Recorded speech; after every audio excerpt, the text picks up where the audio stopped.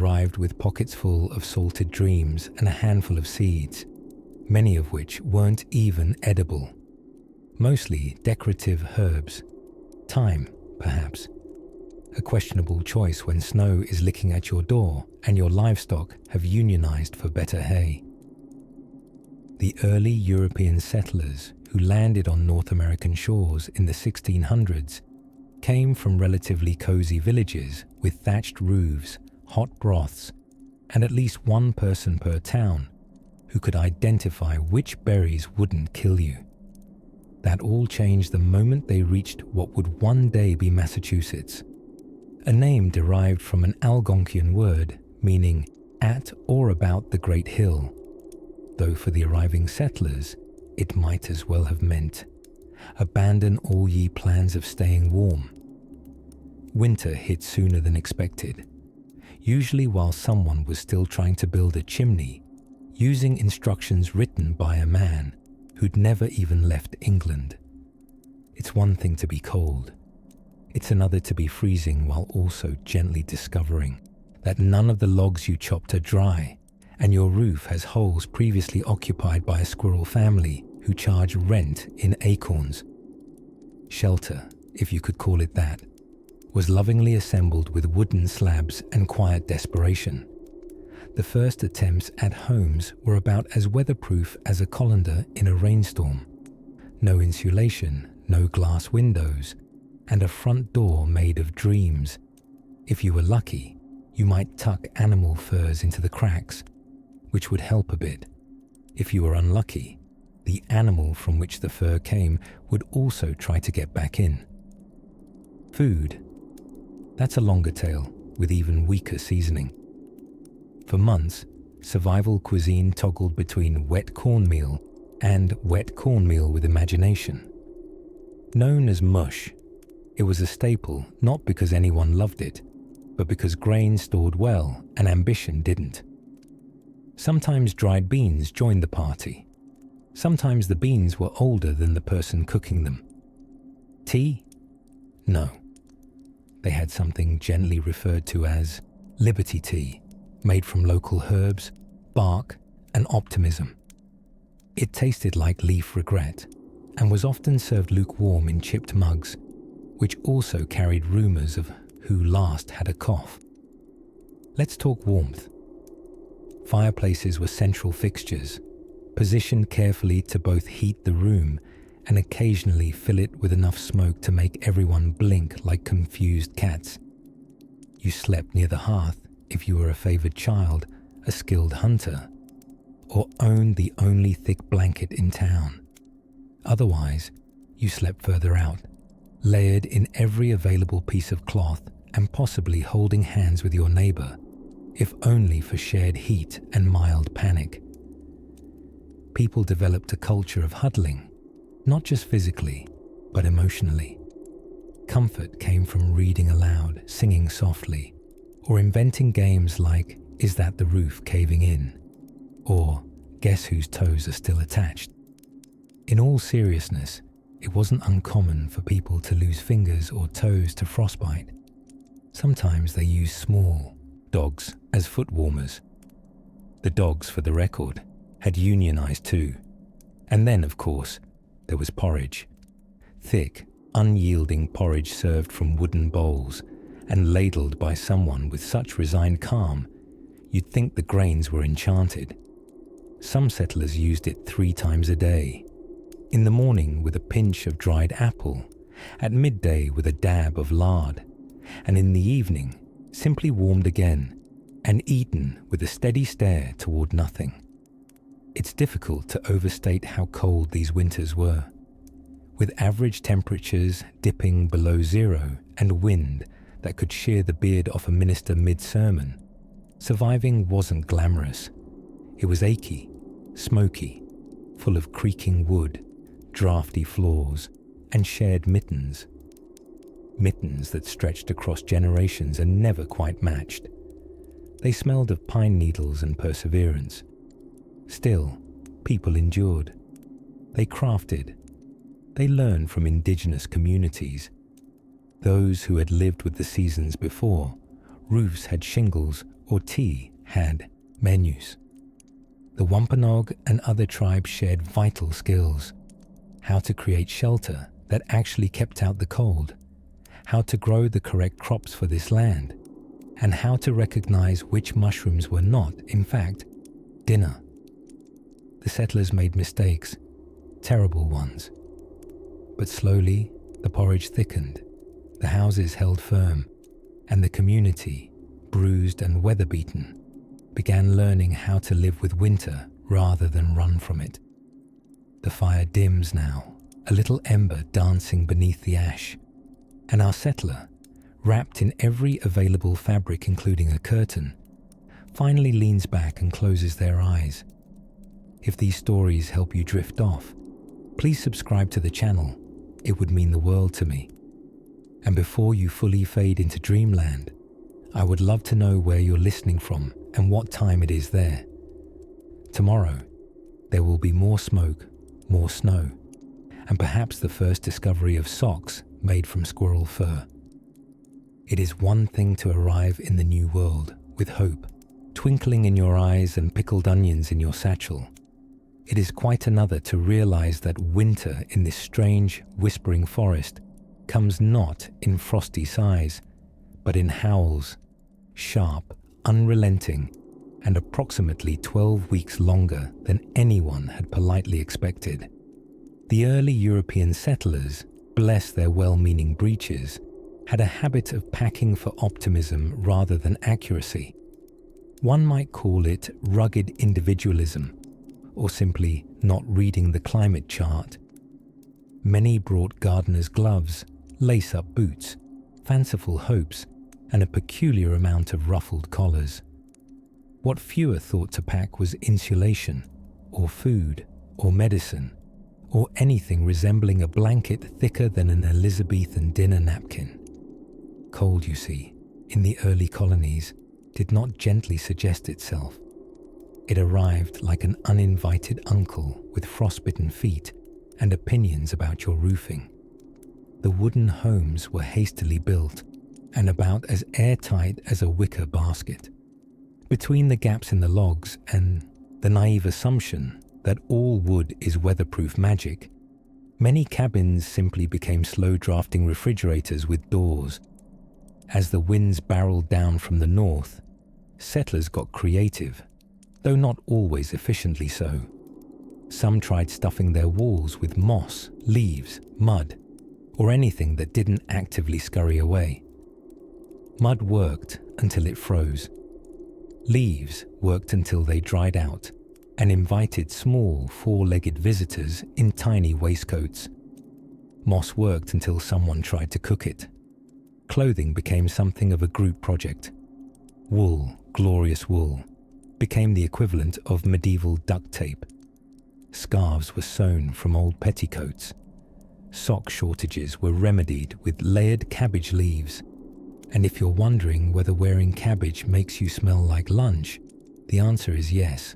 Yes, it does.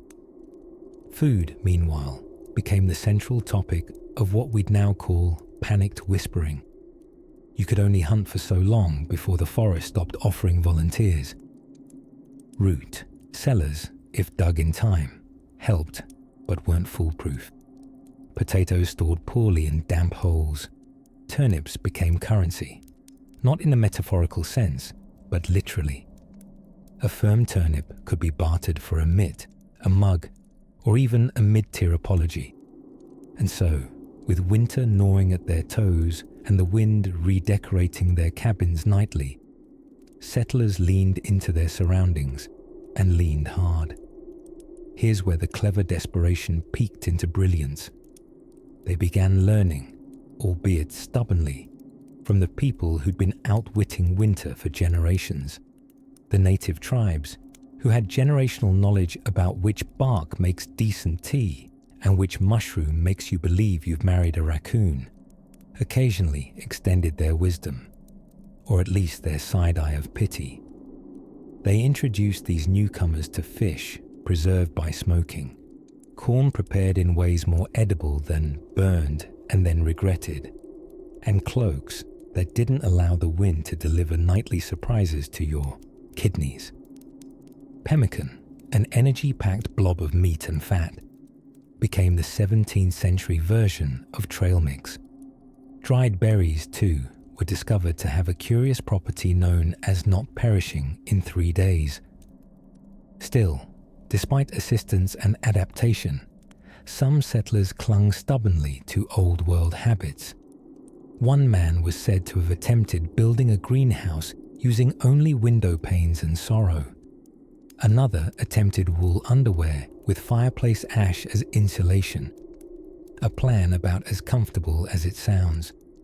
And more than one family tried to winter the old London way, complaining loudly and hoping the cold would go away out of sheer annoyance.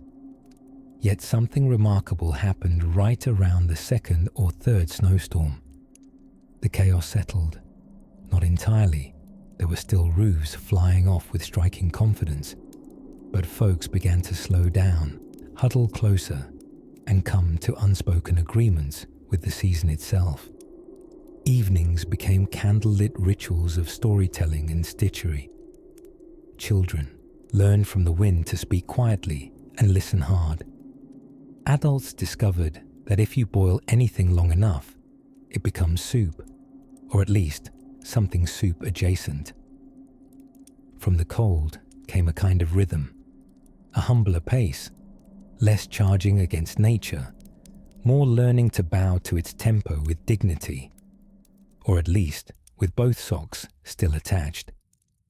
And so, our fragile, frostbitten newcomers nestled deeper into their borrowed furs, their borrowed knowledge, and perhaps, if they were lucky, a fire that stayed lit through the night. Just beyond the frost-covered ridge, the trees whispered lessons yet to come, about firewood trickery, supernatural squirrels, and how to build an outhouse when the ground is too frozen to dig. But for now, the storm outside was slowing, and somewhere in a log cabin, a pot of oddly reassuring cabbage was simmering its way toward history.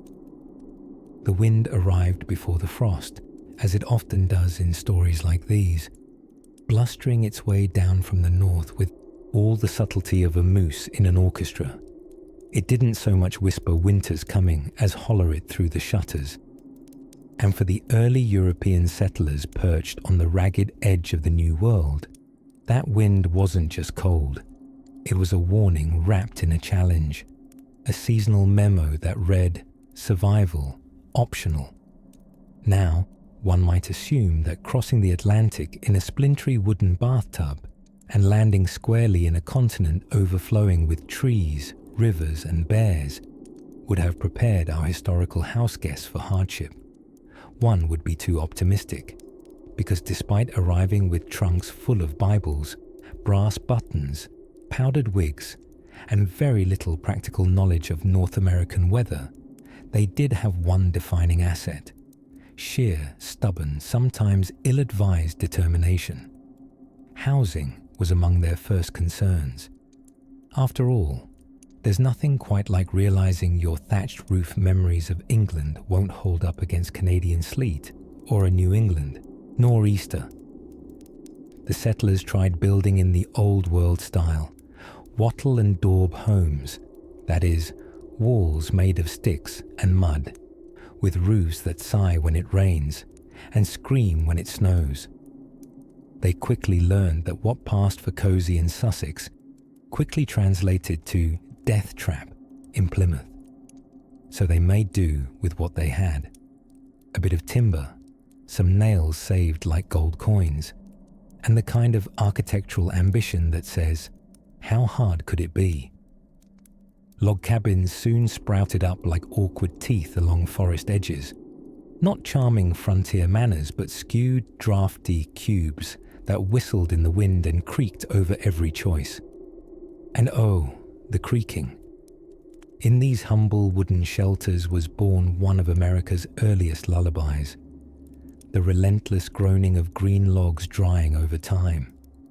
If you've never tried to sleep while your walls pop like angry popcorn, you're missing out on a true colonial experience. Warmth, too, was something they had to earn. Central heating in Nia. Those days came in the form of a single fireplace, if you were lucky, and a lot of huddling. Blankets were a luxury. Furs, if they had them, were prickly and occasionally still tried to bite you. Some settlers grew so good at layering fabrics, they resembled walking laundry piles.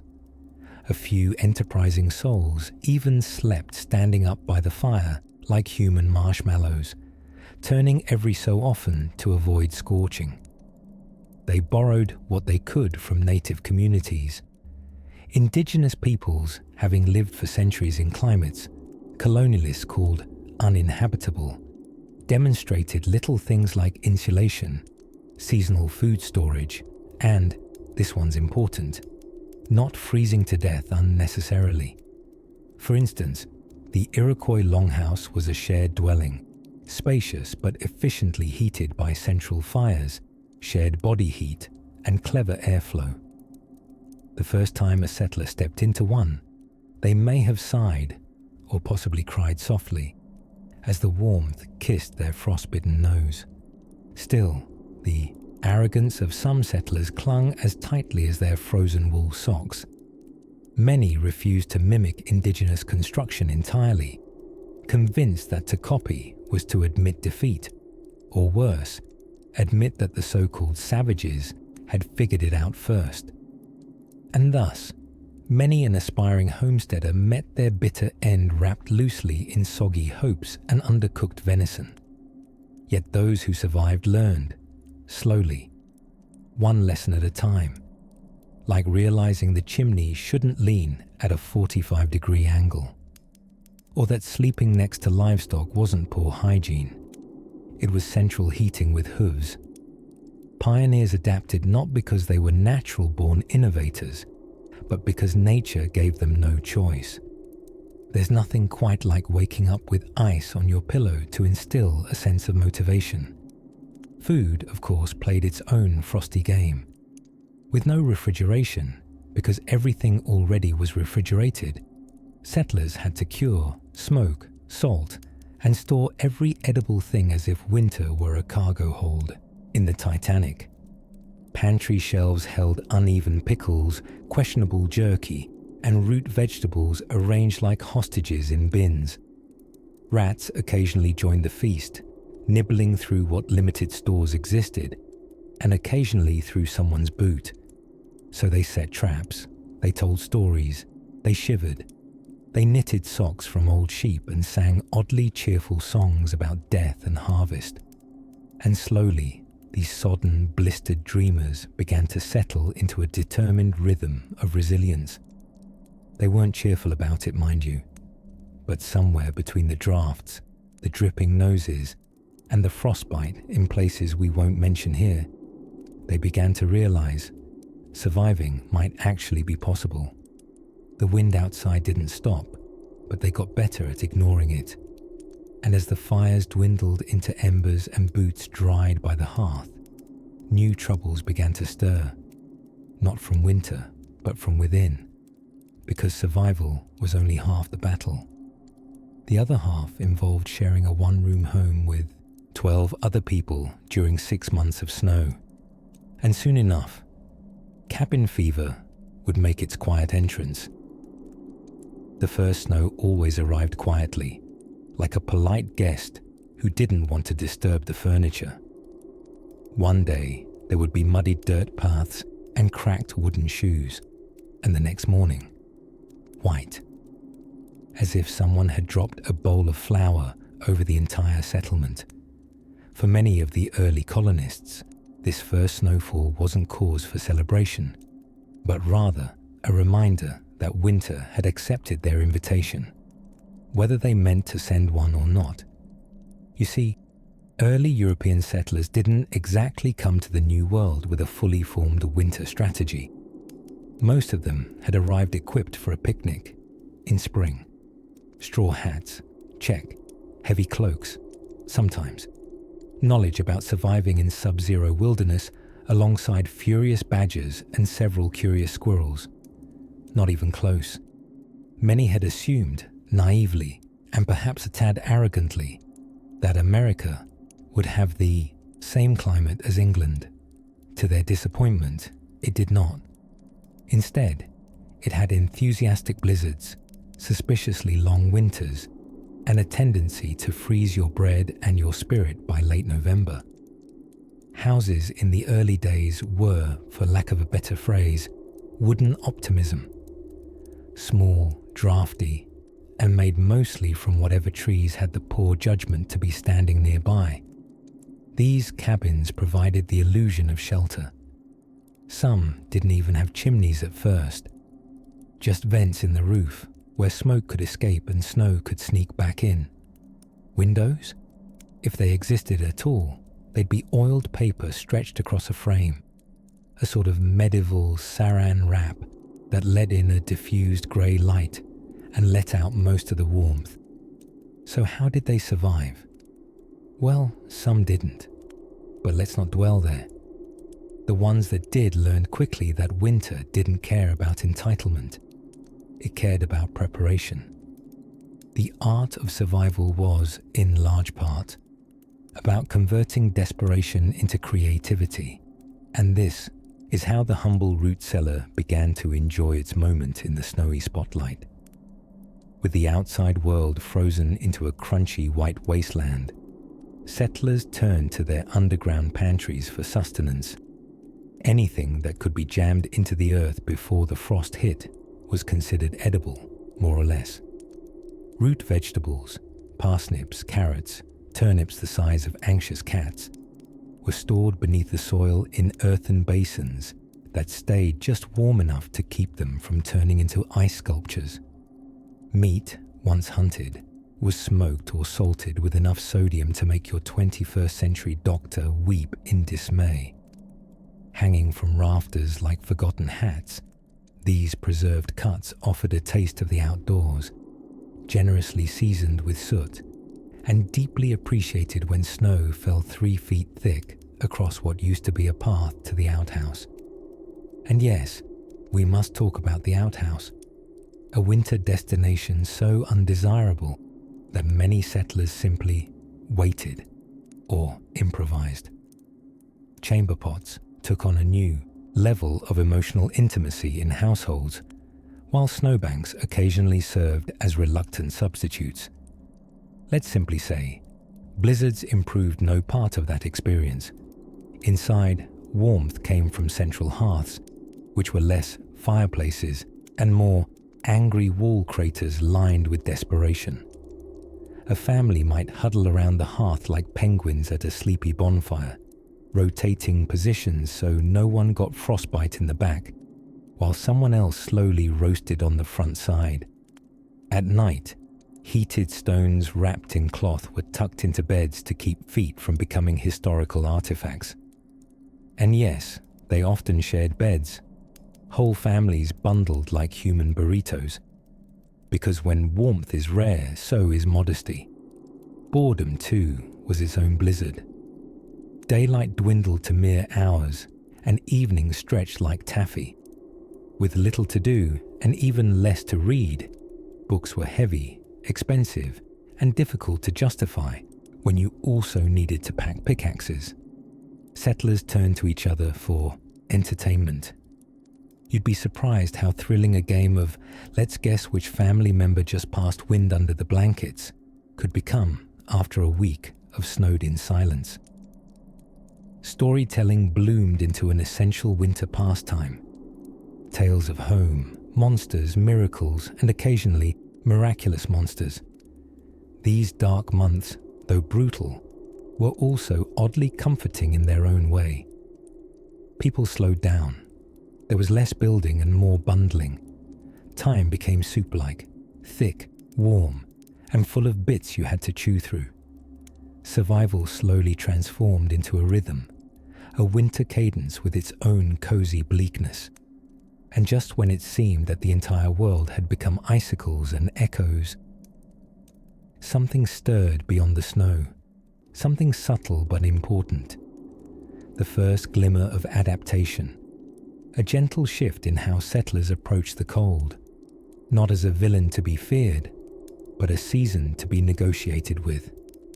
because the more winters they lived through, the more clever they became, and with cleverness came comfort. But cleverness alone wasn't enough. Not yet. They still had much to learn, especially from neighbors who'd wintered on this land long before boats bobbed in its harbors and cabins rattled from within. That part of the story, however, would take time to unfold. Just like thaw under a softening sun, the first snow always arrived like a smug house guest, early, uninvited, and determined to stay far longer than welcome. It would drift in on a cold wind, tap lightly at the roof with a sense of entitlement, and then park itself on the settler's doorstep like it owned the place. And so began the truly bone-chilling chapter of frontier life.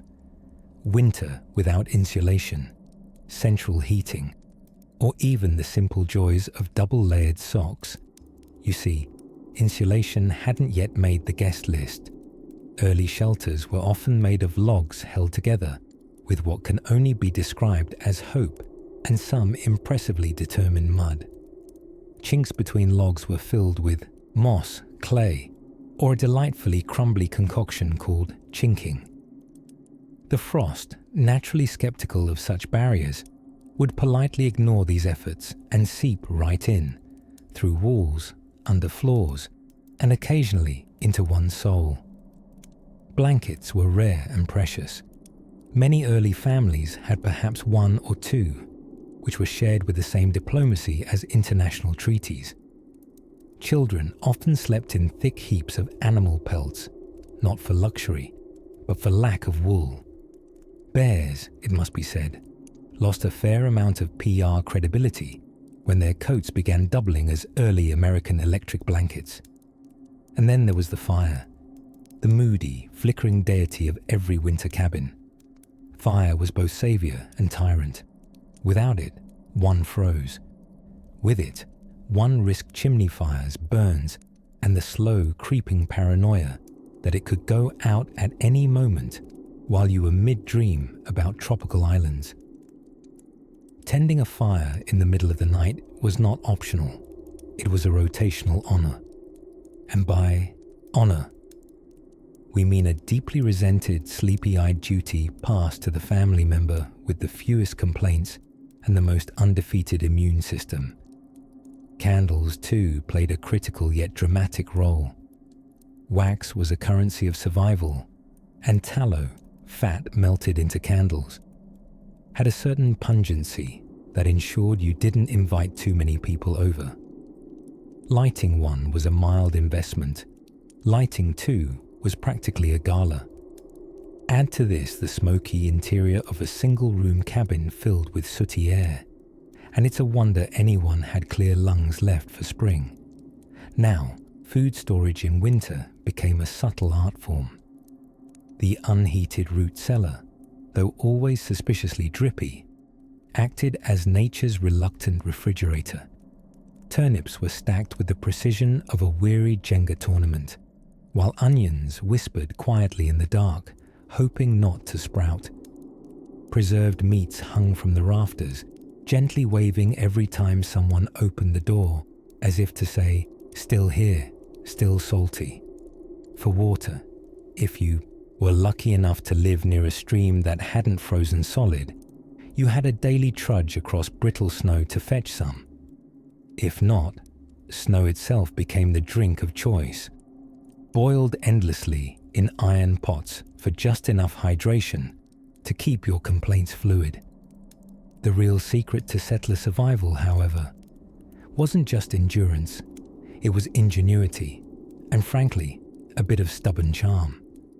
Windows, those cold glass portals to frozen despair, were often covered with oiled paper, a surprisingly competent substitute for expensive panes. The paper let the light in, and just barely kept the warmth from escaping entirely. It was like using a screen door to block a hurricane, but with more optimism. Children played under heavy quilts during the day, inventing games that required minimal movement and maximum warmth, and everyone, in turns, read aloud from the one hardy, soot-scented book each family seemed to own, often the Bible, or, if particularly lucky, a dog-eared almanac with drawings of turnips, moon phases, and questionable weather predictions. And amidst this icy hardship, there was laughter. Perhaps delirious, frozen laughter, but genuine nonetheless. Jokes about frostbitten toes and runaway mittens became traditions. Parents spun tales, if only to keep the children from noticing that their bread was mostly sawdust and their soup was suspiciously warm water with a leaf in it. Winter carried on, of course, unmoved by human rhythms, occasionally tossing more snow for drama. But in those cabins, where smoked meat swayed, boots steamed by the hearth, and a child's giggle bounced off the low-slung beams, a quiet resilience thawed the edges of despair. Just outside, beyond the frost-bitten shutters, the wind whispered of storms not yet past, and inside, someone gently poked the fire, tucking it in for the night, unaware, or perhaps entirely aware, that tomorrow would bring another lesson in surviving without warmth or safety, or even a single dry sock. Next, we follow these early settlers as they attempt their most perilous, yet oddly polite encounter yet, with their new neighbours. There is something profoundly humbling about trying to chop firewood with numb hands in the middle of a snowstorm, while wearing 10 layers of wool, none of which are waterproof, windproof, or, let's be honest, really that warm. And yet, that was the familiar morning routine for many early settlers facing the North American winter, an experience akin to being hugged aggressively by a snow leopard while trying desperately to light a fire with damp twigs and a cold flint. One of the first things the settlers realized, somewhere between frostbite and existential dread, was that European building techniques might shine in gentler climates, but out here they had all the insulating power of a pasta strainer.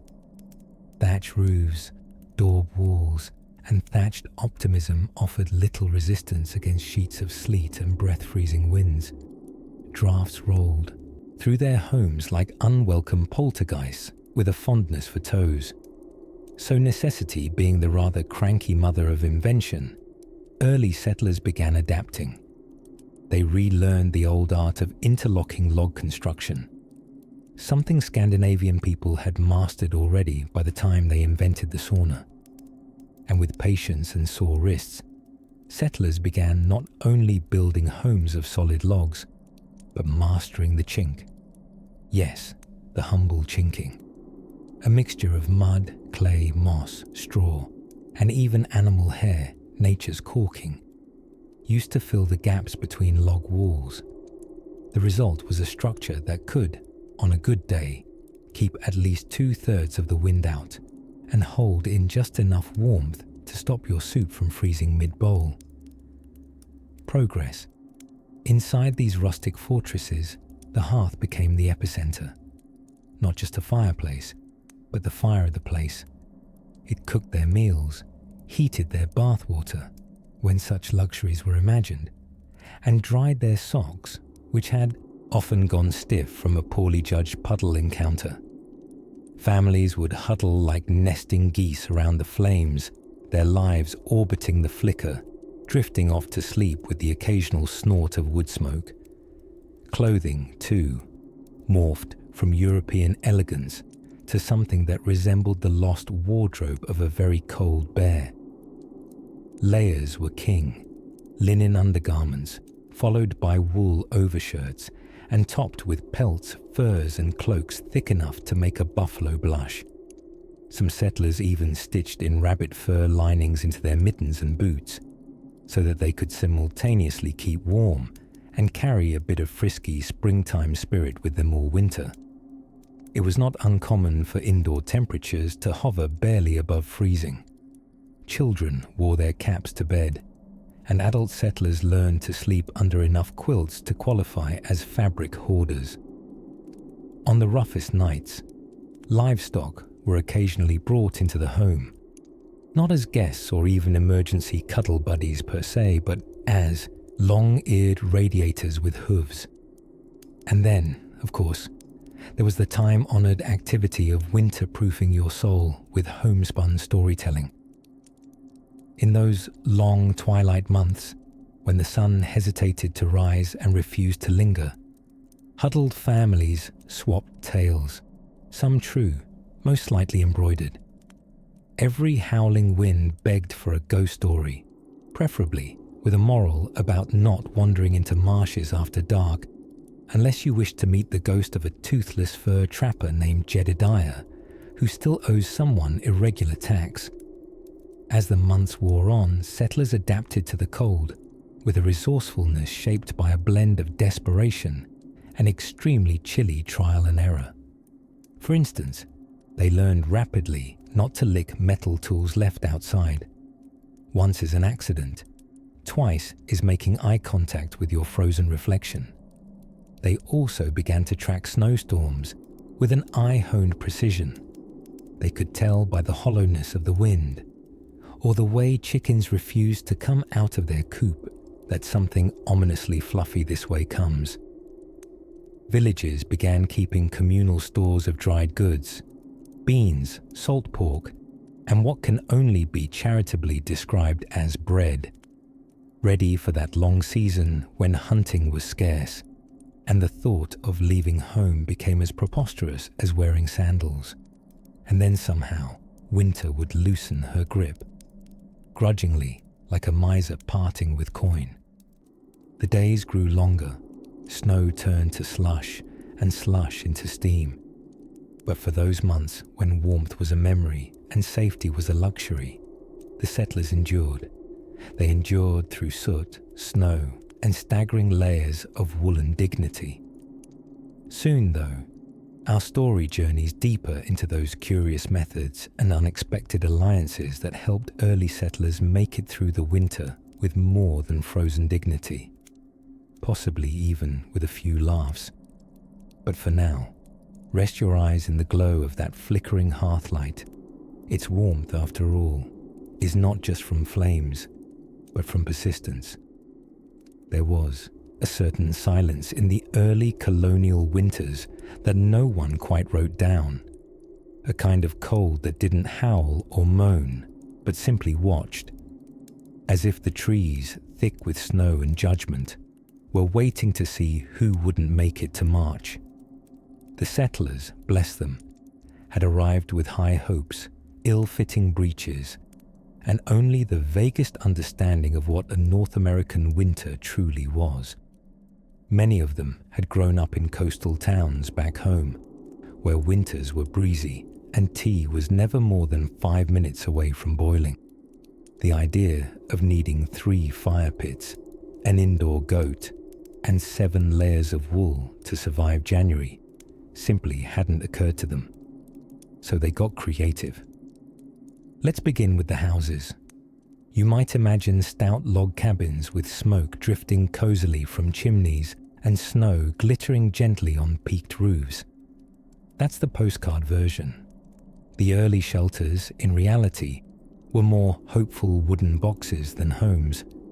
Gaps between logs were stuffed with whatever was available, moss, mud, or in one documented case, an alarming amount of old socks. These prototype homes trapped heat about as effectively as a sieve catches soup, but they were built with the most important material of all: desperation. Firewood, naturally, became more precious than gossip, and that's saying something, because gossip in a 30-person village was Olympic-level entertainment. Wood had to be chopped daily, which was both exhausting and mildly humiliating when your only axe was made from somewhat sharp iron, crudely nailed to a stick. Husbands who gathered too little wood quickly lost household authority. Their failure weighed against hypothermic toes and frozen porridge.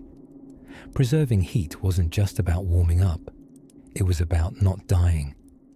Families huddled in shared beds at night, layered so deeply under furs and quilts that if you shifted too much, you risked vanishing. Children would occasionally forget where their siblings ended and where the blankets began. Waking up beside one another, covered in condensation or crumbs, was an everyday marvel.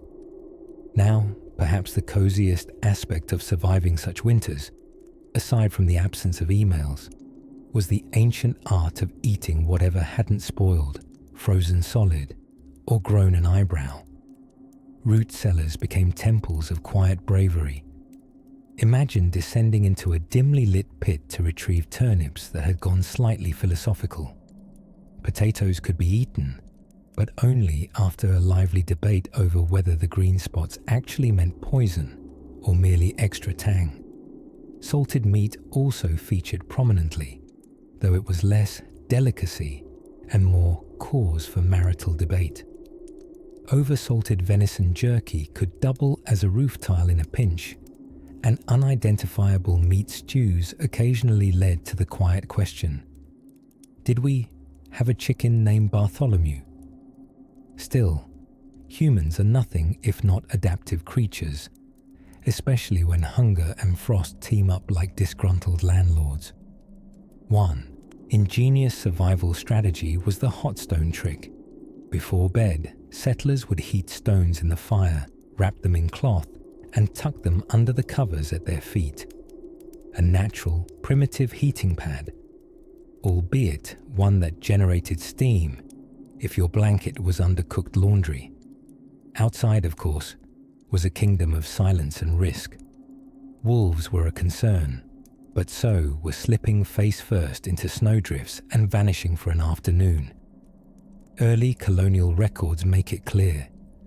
Fears of frostbite competed with a deep primal worry about losing your last pair of dry socks to melting ice. Yet even in the coldest moments, there were sparks of humanity. Shared stories by firelight, long games played with carved wooden pieces, and the kind of laughter born from both survival and absolute bewilderment at their own predicament. We crossed an ocean. For this? Still, little by little, they learned to live with the cold rather than fight it.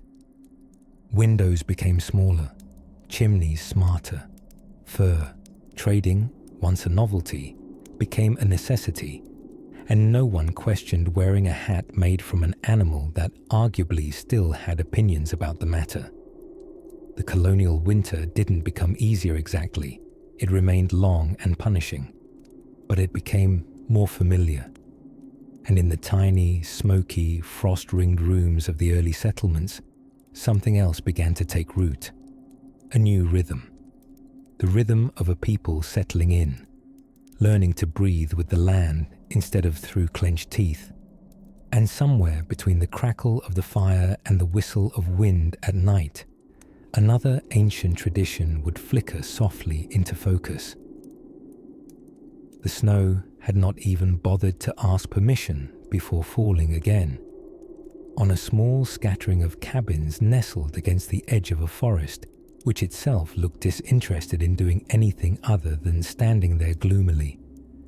But inside those humble log homes, something improbable was happening. Humanity, not in the dramatic sense, mind you. There were no speeches or revolutions, just the quiet, steady hum of survival. As profound as any speech, only with significantly worse hygiene. It was January, or what early settlers often referred to as the eternal month of regrets. Firewood supplies were beginning to test everyone's arithmetic, and the pantry felt like an exhibit titled, "What You Should Have Packed But Didn't." The salted pork wore a solemn expression, and the root vegetables had grown suspiciously eager to hide behind one another. But necessity being the mother of invention, and desperation being its talkative aunt, early settlers got creative. Take, for instance, the humble bed warmer, an object that sounds romantic but, in practice, was a metal pan filled with coals shoved between bed sheets. Nothing says sweet dreams like sleeping atop a shallow griddle. Of course, if done improperly, it could cook the sheets or set fire to whatever dignity remained.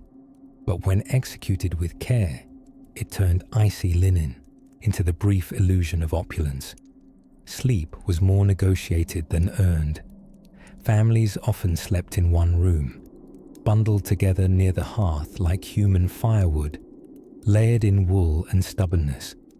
Privacy was not a thing, neither was modesty. Bodily functions happened with commentary, and everyone snored like it was a competitive sport. So how did these frostbitten folk keep their spirits warm? Storytelling.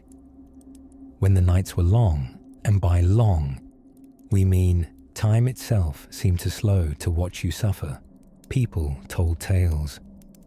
Around the fire, they reminisced about a season called summer, which might have been real, or perhaps just a collective hallucination.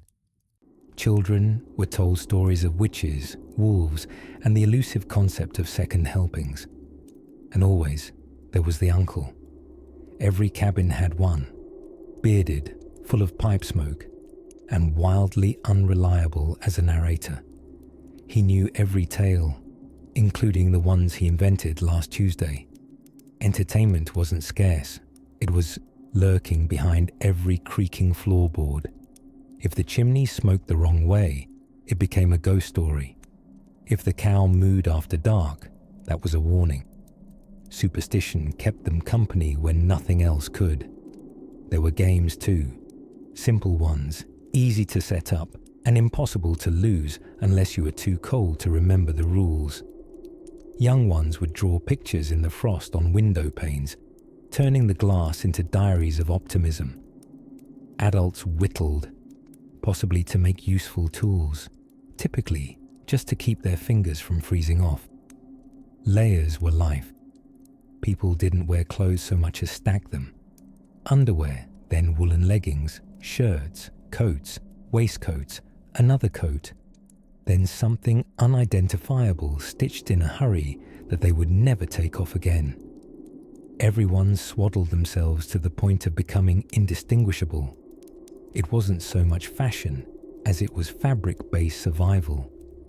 Cleaning oneself required what historians call a deeply personal threshold for suffering. Bathing in winter meant heating entire buckets of water beside a fire, then stripping in a drafty room and hoping you wouldn't die mid-splash. Some settlers looked at snow and considered it nature's shower. Optimistic pioneers until they accidentally froze their eyebrows. And yet, despite all discomforts, or perhaps because of them, communities formed glacial bonds. People borrowed firewood without asking, returned cows they hadn't technically stolen, and shared room temperature pies like precious currency. Generosity, it turns out, is a fairly effective way to stay warm. Evenings passed with the rhythmic creak of wooden ceilings and the distant howl of disappointed wolves. Outside, the moon lit snowy fields like a silent floodlight. Inside, someone would yawn dramatically, toss another log on the fire, and wait until the air stopped biting. It didn't, but one had to hope. In the dim orange glow, with frost knitting its lace onto the corners of the panes, those early settlers didn't just survive the cold. They befriended it, a little, through jokes, stubborn lifeways, and the knowledge that someday they might be the uncle in someone else's fireside fable. And as the wind shuffled past the shutters once again, whistling like a discontented librarian, it carried with it the scent of tomorrow's trials and a rather suspicious stew. As the darkness of early winter stretched its long, white fingers across the wilderness, so too did the settlers stretch their list of regrettable decisions. By this point, they had grown accustomed, one might say dangerously indifferent, to the bone-deep chill that wrapped around their cabins like a smug, invisible snake. And if warmth was a luxury, Safety was a myth passed down like bedtime stories they didn't have time to tell. One would think that by their third blizzard, settlers might have mastered the art of wintering. But mastery requires repetition, and repetition requires survival. A brutal catch-22, really. Cabins by now were patched together with whatever materials hadn't been burned for firewood or repurposed into emergency winter clothing. A former table leg could be found nailed hastily across a window pane. An old wagon canvas now fluttered proudly as a front door. One settler reportedly stitched 2 raccoons together for a scarf, an innovation both frightening and effective. Food was low, spirits were lower, and the air hung thick with the unspoken agreement that no one would mention how many barrels of salt pork remained. Salt pork, by the way, was equal parts revolting and essential. Nearly every dish became a variation of salted sadness, served hot if the fire cooperated. But here's where things took an unexpected turn toward cleverness, even if born out of desperation. Early American settlers, though ill-equipped, had something nearly as valuable as supplies: creativity fueled by minor panic. Enter the root cellar, the settler's subterranean refrigerator. These weren't glamorous vaults stocked with fancy brie or artisanal pickles. Oh no. Picture a jagged hole beneath the cabin or dug into a hillside, lined with mud, straw, and an air of cautious hope. Into this chilly cavern went potatoes treated like royalty, onions deserving more fame than they got, and cabbages, the true heroes of fermentation. Speaking of fermentation, it was a golden, bubbling loophole. With enough patience, colonists discovered that nearly anything left alone long enough could transform from a spoiled disaster into something slightly alcoholic and suspiciously tasty. Apple cider, barley beer, and something loosely defined as turnip wine made the rounds during winter evenings. The first 2 were considered miraculous. The third you drank if you had given up on happiness. Still, the root cellar became more than a storage pit. It was a source of pride, a place where families could descend with a lantern and pretend, for 5 beautiful minutes, that they had enough to see them through. One settler, Margaret Driscoll, reportedly organized hers like a mini grocery store, complete with shelves, signs, turnips, best before God takes you, and even an experimental beet display. Her neighbors called her the delicatessen of the deer path. Materials for actual safety, locks, bars, or anything resembling fortification remained elusive, but settlers built snow walls around their cabins, not for insulation, but to outwit the wind, which they had begun to suspect was playing emotional games with them. Doors that creaked open mysteriously in the night prompted tales of ghosts, but were more often the work of poorly hinged barnwood and over-enthusiastic raccoons. Lighting remained a struggle. Candles were made of tallow, which is a polite historical term for animal fat, and they had a distinctive fragrance that lingered somewhere between burnt meat and I give up. Nights were dim, shadows long, and bedtime stories rarely needed a plot, just a cracking fire and a slow tale of someone who didn't freeze that day. Small victories came in subtle forms: a surviving onion unspoiled in the cellar, a boot that didn't leak snowmelt directly into your foot, a letter from another settlement claiming conditions here are worse. All cause for celebration. Sometimes, someone would play a fiddle scraped together from loving memory and washed up wood, and for a moment, they'd remember warmth that wasn't just a physical sensation. It was, oddly enough, in these bleak evenings beneath low-hanging rafters that settlers learned more than survival. They learned something like stubborn peace, that there was honor in persistence, dignity in daring to plan for spring, and a peculiar magic in the way frozen silence could teach you to listen. And it was with this hard-won calm tucked beneath their threadbare blankets that they drifted off, hearts quietly stocked like their root cellars, awaiting the next day's frostbitten reverie and whatever peculiar invention might save them next, somewhere near the fireless heart of winter, when the first colonial snowmen were probably just piles of snow hiding terrified squirrels. The earliest settlers of America discovered that you can, in fact, wear all your clothes at once, all of them. Even the weird sock you found in your neighbor's cabin that definitely wasn't yours. But hey, survival is about innovation, not fashion etiquette. Now, the settlers hadn't come with a full winter wardrobe. In fact, most arrived with the kind of clothing that screamed, "I've never seen snow, and I think God protects people who wear linen in January." But winter was a patient teacher, the kind that waited until your nose turned blue and your chamber pot froze before offering life lessons. As the winds howled like a bitter in-law outside their wooden cabins, or what generously passed for cabins, which in reality were less shelter and more heavy suggestions built from soggy ambition and questionable axes. Families pulled together, literally. Entire households bundled into shared beds, creating what historians delicately call heat piles, and what we might now call extraordinarily close family bonding.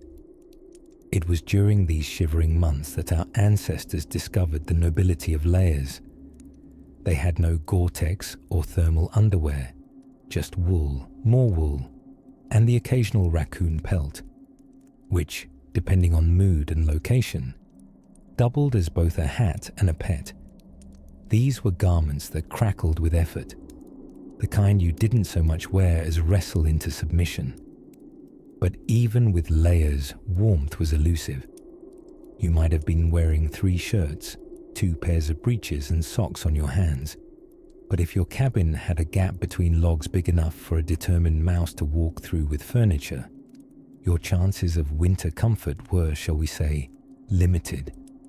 And then, yes, the great communal innovation, stuffing the wall cracks with anything soft enough to pretend it was insulation. Rags, moss, mud, despair. One family stuffed their gaps with straw, which worked wonders until a bored goat inside the cabin began treating it like an eternal buffet. Without reliable stoves or central heat, or central anything really, cooking was another frostbitten adventure. Keeping a fire going required more dedication than a modern New Year's resolution. If the fire sputtered out during the night, starting it again could involve hours of coaxing embers with flint, steel, and curses learned from neighboring tribes or particularly expressive squirrels. Instead of suffering in silence, many families turned to storytelling, which is lovely when you're not trying to ignore the feeling that your toes have been replaced with ice cubes. Tales of far-off lands, of brave ancestors, of how someone once caught a fish this big, imagine wide, frostbitten hands, filled the long nights. Some stories were deeply moral. Others involved chickens with curious fashion sense. Interestingly, communal suffering made everybody slightly more inventive. Winter gave birth to all kinds of dubious but heartfelt solutions. One settlement tried grouping outhouses closer to cabins, which resulted in fewer cold errands, but more colorful expressions when someone opened the wrong door in the dark. Another village attempted to use large spoon-shaped snowshoes for easier walking, which worked well until someone lost both shoes mid-trek and had to return barefoot while holding moose tails. Chores took a creative turn too. Laundry, typically a summer sport involving breezes and sun, morphed into winter's cruel joke. Shirts froze on the line like ghostly sailboats. Some mothers resorted to drying clothes by hanging them from ceiling beams above the fire leading to the invention of what might be the first accidental smokehouse tunic. Still, there was laughter and singing, and that strange warmth people feel when everyone is equally miserable but pretending not to be. It turns out, community isn't forged in comfort. It's forged in sub-zero temperatures, and when someone remembers to save the last hot rock for Grandma's feet. Evening after evening, with empty bellies, aching limbs, and frozen toes, whole villages sat together, wrapped in whatever warmth they could find, wool and stories. Because when everything feels cold, it's the tales you tell that keep something burning. And so, through whitened windows and snowy silence, the settlers leaned in close, grateful for crackling fires, the smell of soup boiled mostly on hope, and the dawn that always came, eventually. Soon, the warmest part of survival would come not from wood or wool, but from the tiniest returning sign that spring, perhaps, was only a few more shivers away.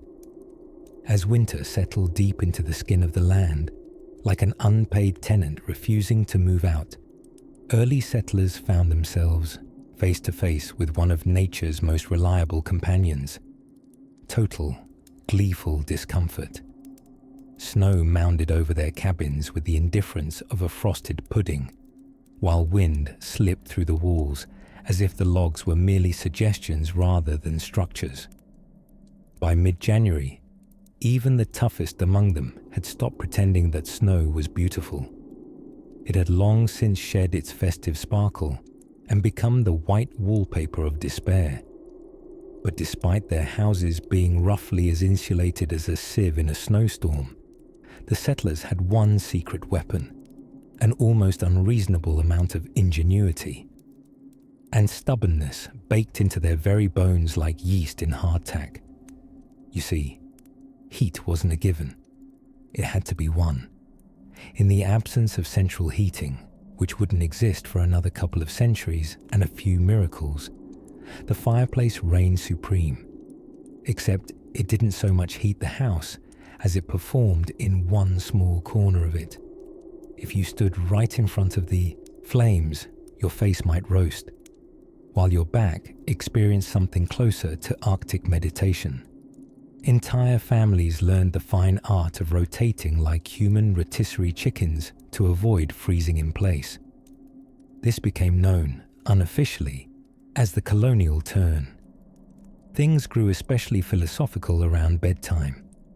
Folk wisdom claimed that you shouldn't sleep too close to the fire, lest you dry out like jerky, nor too far away, lest your toes detangle from your feet in protest. The bed itself was an elaborate affair, stuffed with straw, or feathers if you had wealth, or moss if you were slightly more optimistic than practical.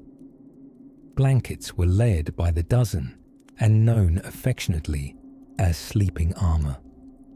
Waking up usually involved a complex process of removing oneself from under 10 pounds of quilt, brushing frost from one's eyebrows, and tiptoeing barefoot across floorboards of pure regret. But necessity, that great mother of invention and slightly poor judgment, brought out the settlers' more creative side. One technique involved placing heated stones, usually warmed in the hearth during supper, beneath the blanket before crawling into bed. A charmingly medieval version of the modern electric blanket, only vastly heavier and somewhat more likely to burn a hole through your nightshirt. If you wanted a space that didn't actively attempt to frost you, you might try sealing off a single room and stuffing the cracks with rags, leaves, or wool, anything to confuse the air into staying still. This was the birth of the warming chamber, which sometimes bore a suspicious resemblance to the kitchen, because the kitchen had food. And food, as it turns out, produces heat when cooked and consumed abundantly. Food itself also changed personalities in winter. Root vegetables emerged as heroic snacks, their hard exteriors hiding soft, flavorful souls. Stews became less of a dish and more of a lifestyle. the sort of bubbling, endless cauldron where last week's dinner became this week's base, and possibly next week's mystery. Everyone contributed something. Even the neighbour's questionable turnips or an ancient onion that had seen too much.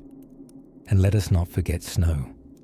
Snow, that uninvited roommate, doubled as both pest and resource.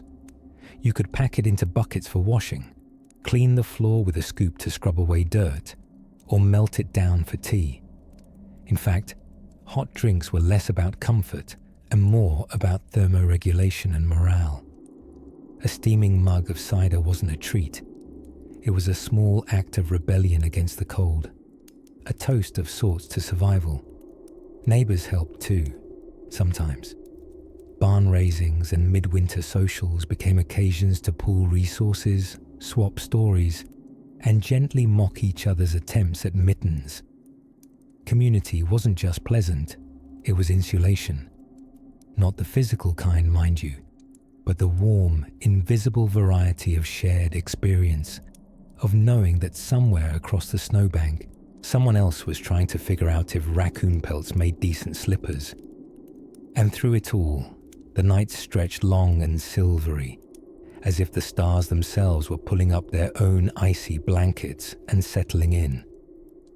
The fire crackled, winds sang strange lullabies through the trees, and the settlers drifted to sleep in cabins more drafty than dignified, but they slept. And when they awoke again, with frost on their brows and hope in their kettles, they would find new ways to stay warm, or at least stay amused. For warmth, as it turns out, is not only a matter of degrees, but of degrees of determination. And as the frost glimmered faintly beyond the window panes, something else stirred beyond the snowbanks, something unexpected, yet distinctly quilted, as we'll discover next. As the first true blizzard drifted in like a pale ghost across the timberline, settlers had to accept that winter had shifted from theoretical menace to full logistical nightmare. Snowflakes the size of buttery biscuits fell steady for hours, blurring the forest edge until people began casually referring to landmarks as that tree or the place I think I left the axe. For folks recently arrived from warmer, less existentially threatening climates, the snow presented something of a learning opportunity. The sort where failing the test meant your chickens froze solid and your water bucket became a decorative ice sculpture.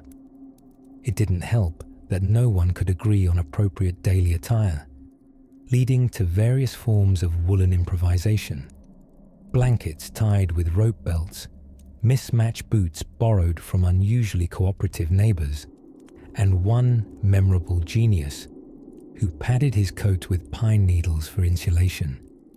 That worked exactly once. The sap situation defied rescue. Shelter, of course, was a flexible term.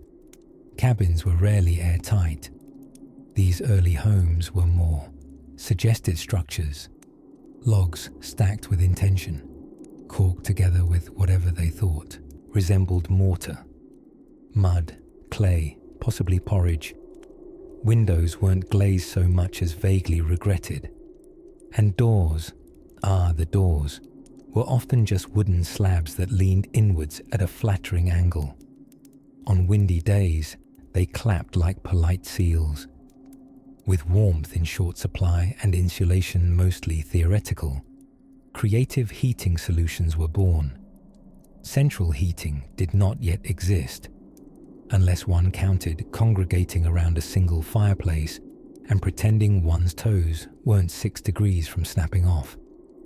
The hearth became holy.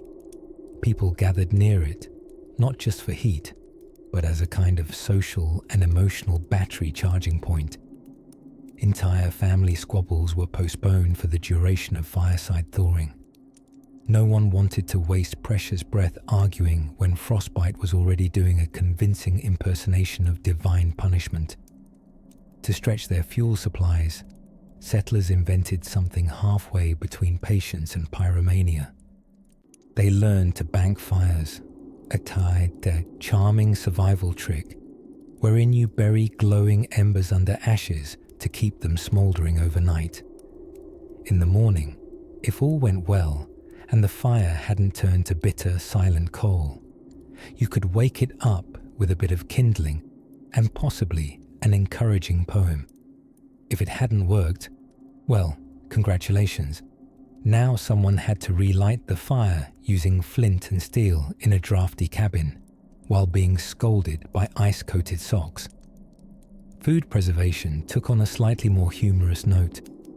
If summer was for harvesting and autumn for canning, then winter was for discovering which cousin forgot to screw the jar lids on properly.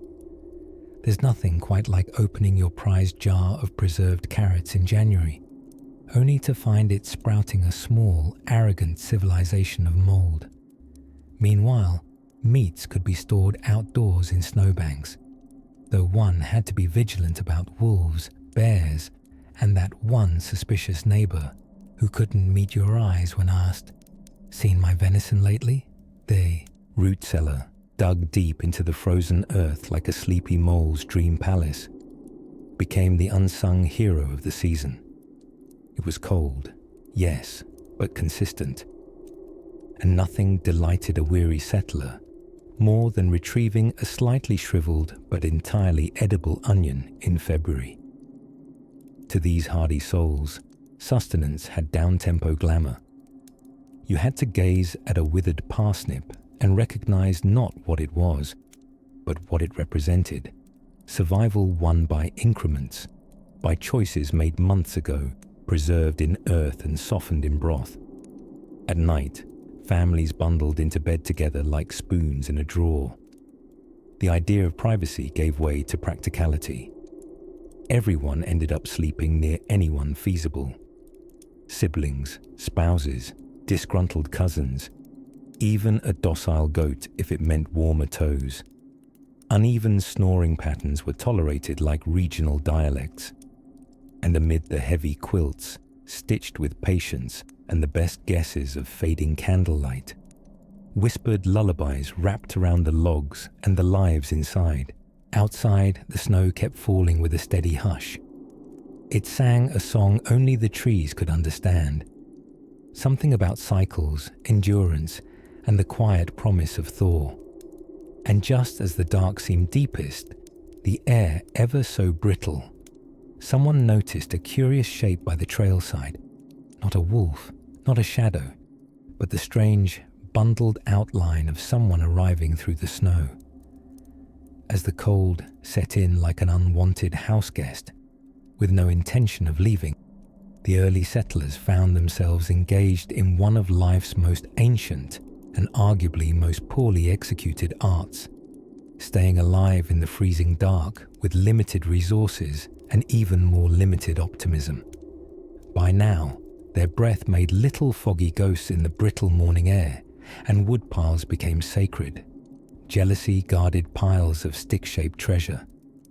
Firewood was, after all, a winter currency, only slightly less valuable than actual food, and considerably more chewable. To the untrained eye, their cabins still looked like large, stubborn stacks of timber randomly glued together and topped with leaky rooftops. But there was method in this madness. Gaps between logs were stuffed with a mixture of mud, clay, and animal hair, a makeshift mortar called chinking.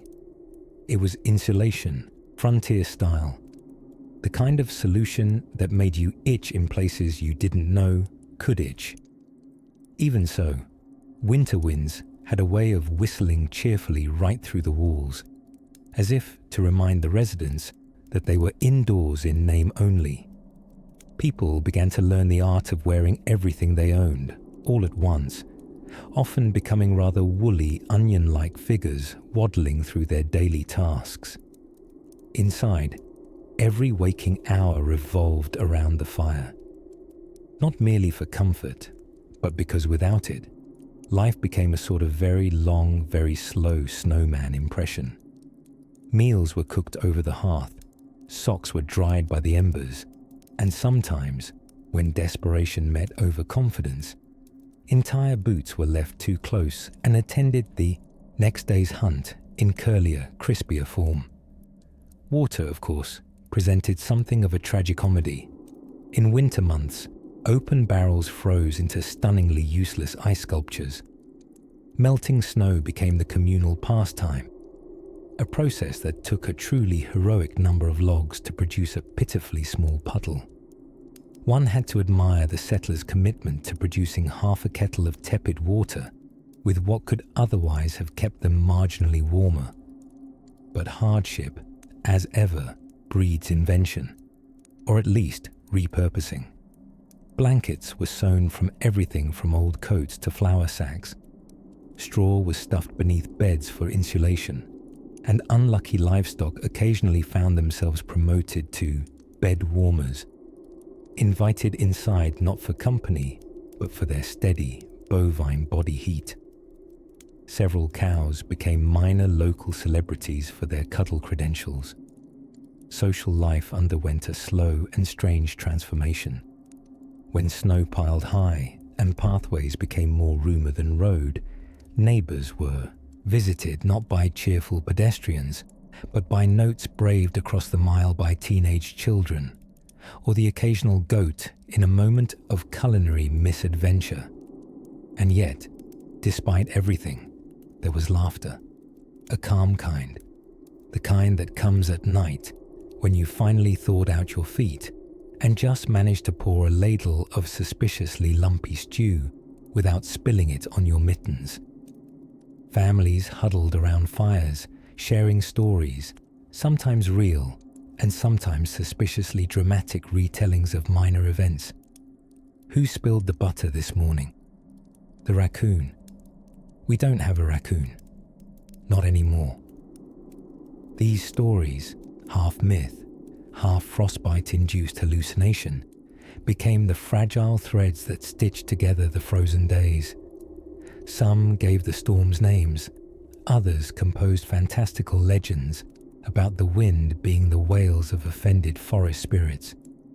Whether for entertainment or slight revenge against the weather, no one could quite say.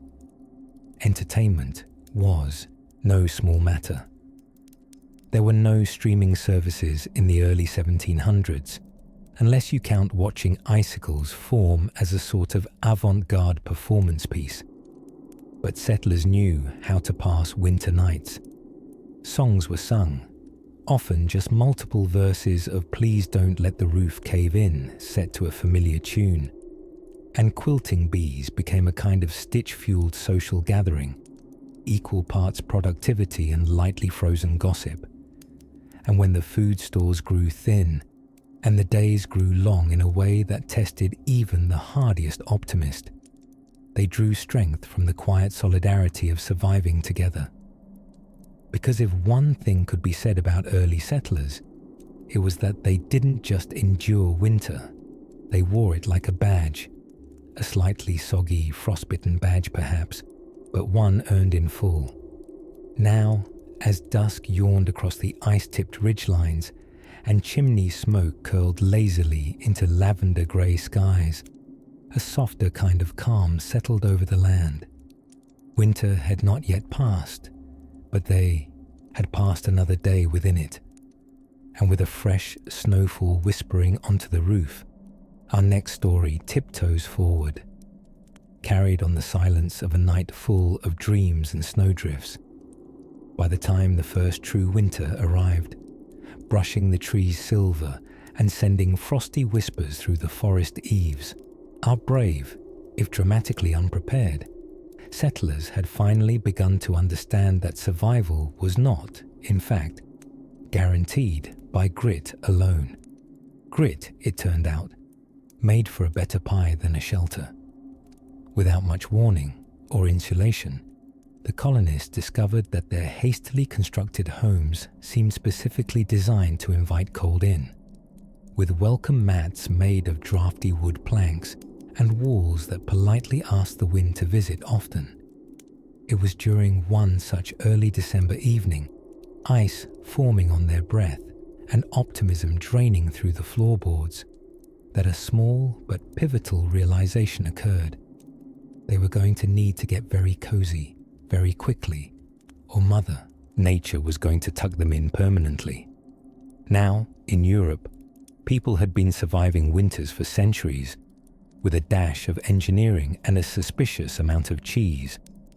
But here, in the dense, unfamiliar wilds of the New World, the elements operated with a kind of aggressive enthusiasm that suggested they'd been waiting for newcomers to play with.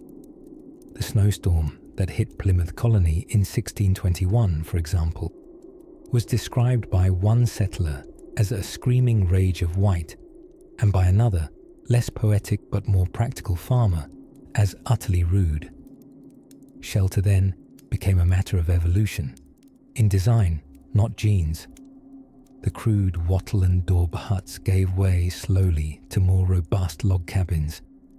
These were often built by group labour, a process that doubled as both community bonding and frantic architectural panic. Picture a group of weary settlers trying to hoist a beam into place with half-frozen fingers, arguing over whether anyone knew what a gable was, and hoping that the roof might possibly keep out at least some of the sky. It rarely did on the first try.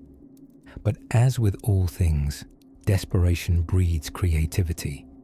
Windows were stuffed with oiled paper instead of glass. Gaps in the walls got packed with everything imaginable. Moss, mud, spare bits of clothing, and one questionable case of mashed fish guts. Don't ask. We won't reopen that experiment. And communal fires became not just a source of warmth, but of whispered stories, clumsy knitting, and the kind of singing only heard when people believe they're all going to perish anyway. And let us not forget the bedding. Beds were often just sacks of straw, sometimes with a few feathers if the owner was particularly well connected. That is, if they'd befriended a goose. They'd cram the whole family in like logs themselves, lined shoulder to shoulder for both warmth and, frankly, because the bed-to-family ratio demanded it. Picture winter nights filled with soft snores and pointy elbows, all wrapped under thick woven quilts that carried the scent of smoke and the occasional wayward herb. Of course, food helped, when it could be found. Root vegetables were stored in frost-proof cellars, hand-dug and proudly spider-infested, and salted meat was as common as complaints about salted meat. Stews were the favoured dish, primarily because you could put almost anything in a pot and boil it until it resembled dinner. The trick was to eat slowly enough that your own body heat could take up the slack between spoonfuls. Perhaps the real secret of surviving those months without warmth or certainty was that people didn't try to weather them alone. Winter was not something you conquered, it was something you endured together. There was a kindness in the sharing of firewood, in the lending of mittens, in the grumpy old neighbour's begrudging offer of dried turnips. Even in the coldest moments, camaraderie functioned better than any chimney. And when everything else failed, when the fire was low, the stew was thin, and the wind found the one crack you missed plugging, there was always the time-honoured method of complaint. Nothing warms the spirit quite like a theatrical rant about the weather, ending with conspiratorial nods and the universal conclusion that next winter, yes, next winter will surely be easier. It never was. But the dream of a better winter was enough to keep the hearth glowing. In time, the settlers' log homes stood firmer, the stews got thicker, and the quilts heavier with stories. And as morning frost painted the windows with its quiet artistry, the weary learned not just to survive the season, but to surrender to its slow rhythm. Until one day, the sound of something peculiar stirred the sleepy hamlet, a quiet clinking, rhythmic and deliberate. And yes, we're going underground. Out on the edge of the village, where the trees leaned slightly inward as if trying to eavesdrop, there stood a peculiar structure known locally as the smoke, house, not because it cradled the finest brisket west of the Atlantic, but because, quite tragically, it was always one log away from burning down. Still, it held a particular place in the settlers' hearts, and sometimes socks. As you may recall, early colonial winters were the East Coast's way of saying, "Welcome, optimists, now freeze." And so, with forests to clear, illnesses to invent, and livestock perpetually plotting their escape, settlers had to get remarkably creative just to make it through February, with their toes intact. It was in this chillier chapter of survival that townsfolk began mastering the art of indoor heat survival, which, if we're being honest, hadn't changed drastically since the humble days of cavemen yelling at sticks. But now came the age of firewood economies and complicated chimney grudges. Fireplaces were, of course, central to this heated affair. Each home had one, or two, if they were rich, or zero, if they had tragically invested in dreams instead of practical blueprints. The average colonial fireplace could roar like a musket and suck in half the room's air while still leaving your back frozen stiff. To sleep in such a room, one had to angle themselves just right, like a sunbathing goose, one side deliciously toasted, while the other side plotted mutiny. Now, because chopping wood was only slightly less punishing than childbirth and much more public, it became an unofficial currency, stacked high against cabins like trophies made of misery. If a neighbor had more than 3 cords of dry wood, power move. If they had 4 cords and didn't brag about it, supreme woodlord of the lane. Children were not exempt from winter survival tactics.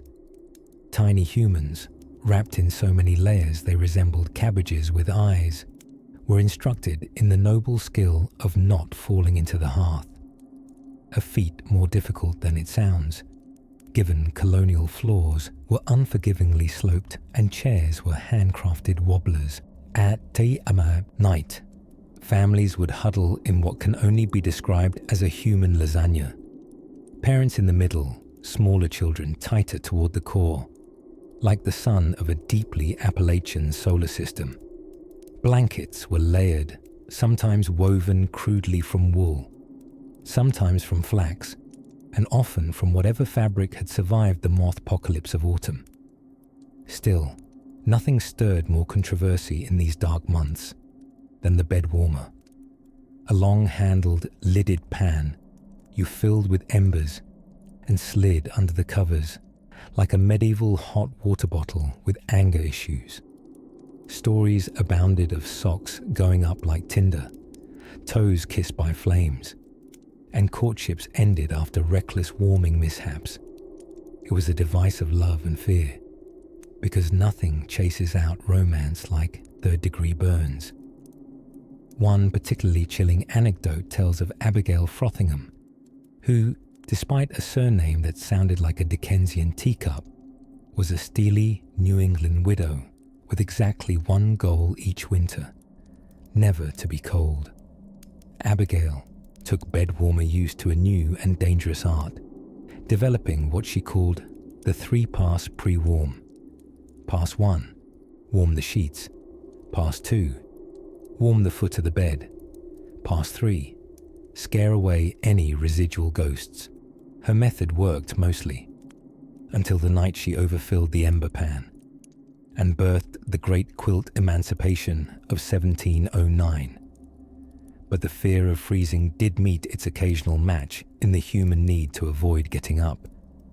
For nothing in the 17th century tested character more than having to leave bed to stoke the fire. Husbands and wives engaged in wordless domino matches, each shifting dramatically, sighing artistically, hoping the other would rise. Inevitably, someone gave in, usually motivated by ice creeping up their nightshirt. Outside, the world was blanketed in snow so pristine it dared you to touch it, and yet no one wanted to. Livestock huddled together like a church choir of wool and resignation.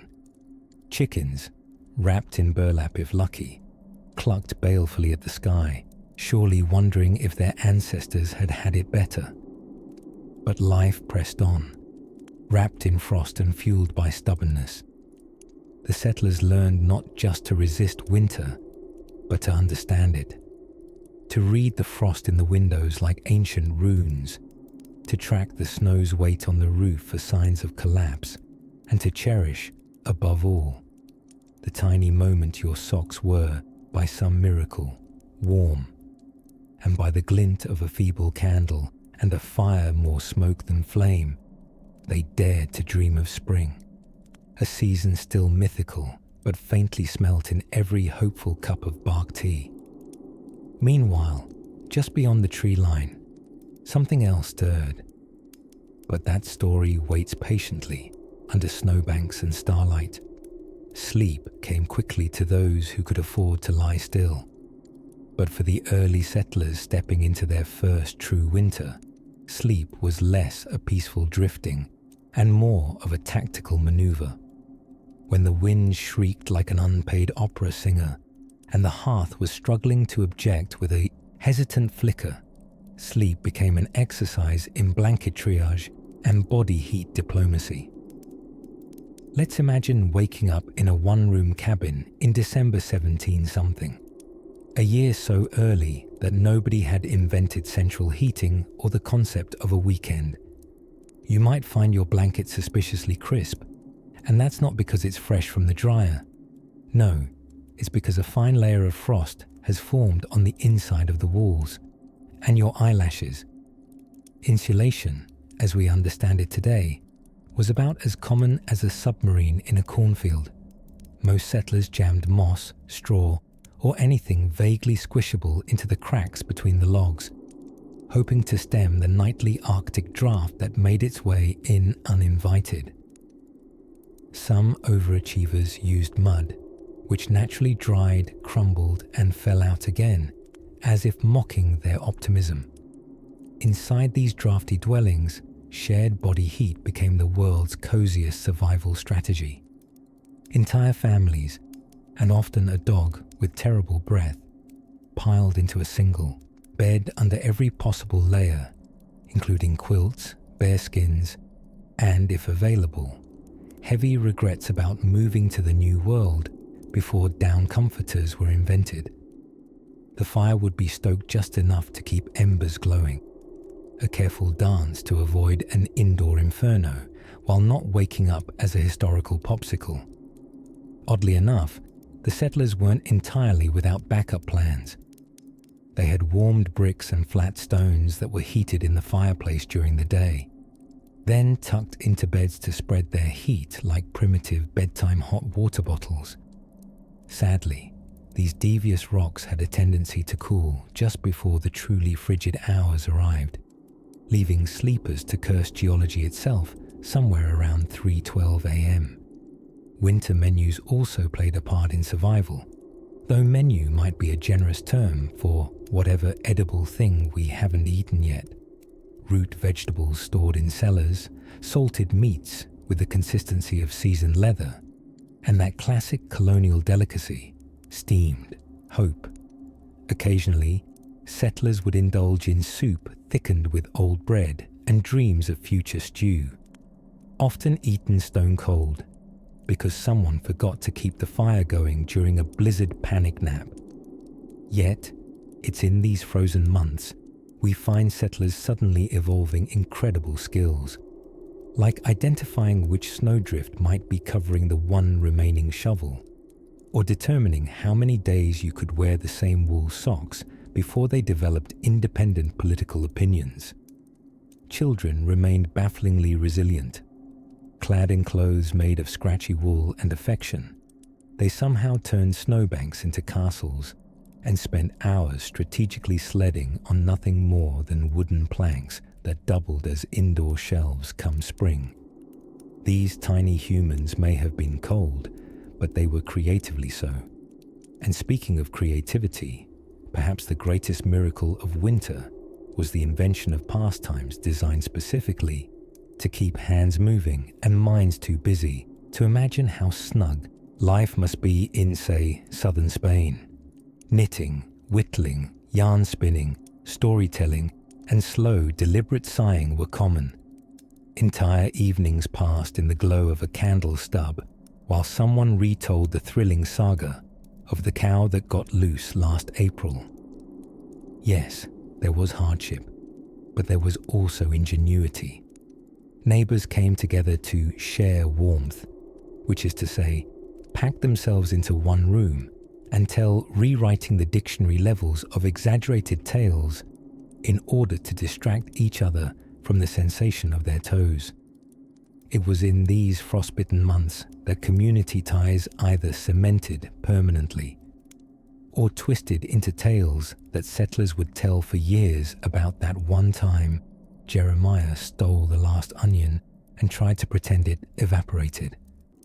As each frigid night passed and the cabin settled under its blanket of snow, people dreamed not of palm trees or sunny beaches, but of the return of mud, glorious, messy, thawing mud. Spring, the ultimate luxury item of the 1700s. And so, our settlers, bundled thick with resolve and reluctant fashion choices, pressed onward. For as long as smoke curled upward and boots were still mostly boots, survival remained not just possible, but weirdly cozy in its own splintery way. Now, as the night deepens and the wind howls just a little less intensely, let us travel onward to where the stubborn miracle of farming continues, one frozen seed and hopeful sigh at a time. Somewhere amidst the crackling frost of a colonial winter, with its brittle branches snapping under the weight of silence, there came a particularly peculiar invention, born not of inspiration but desperation, and perhaps also a lingering smell of wet socks. Amid the blowing winds of 17th century New England, the resource-starved settlers found themselves at the mercy of more than just weather. There were wolves, yes, and hunger and snowdrifts deep enough to swallow a man's boot. And perhaps, if he wasn't careful, the man himself. Still, one cannot live on panic alone.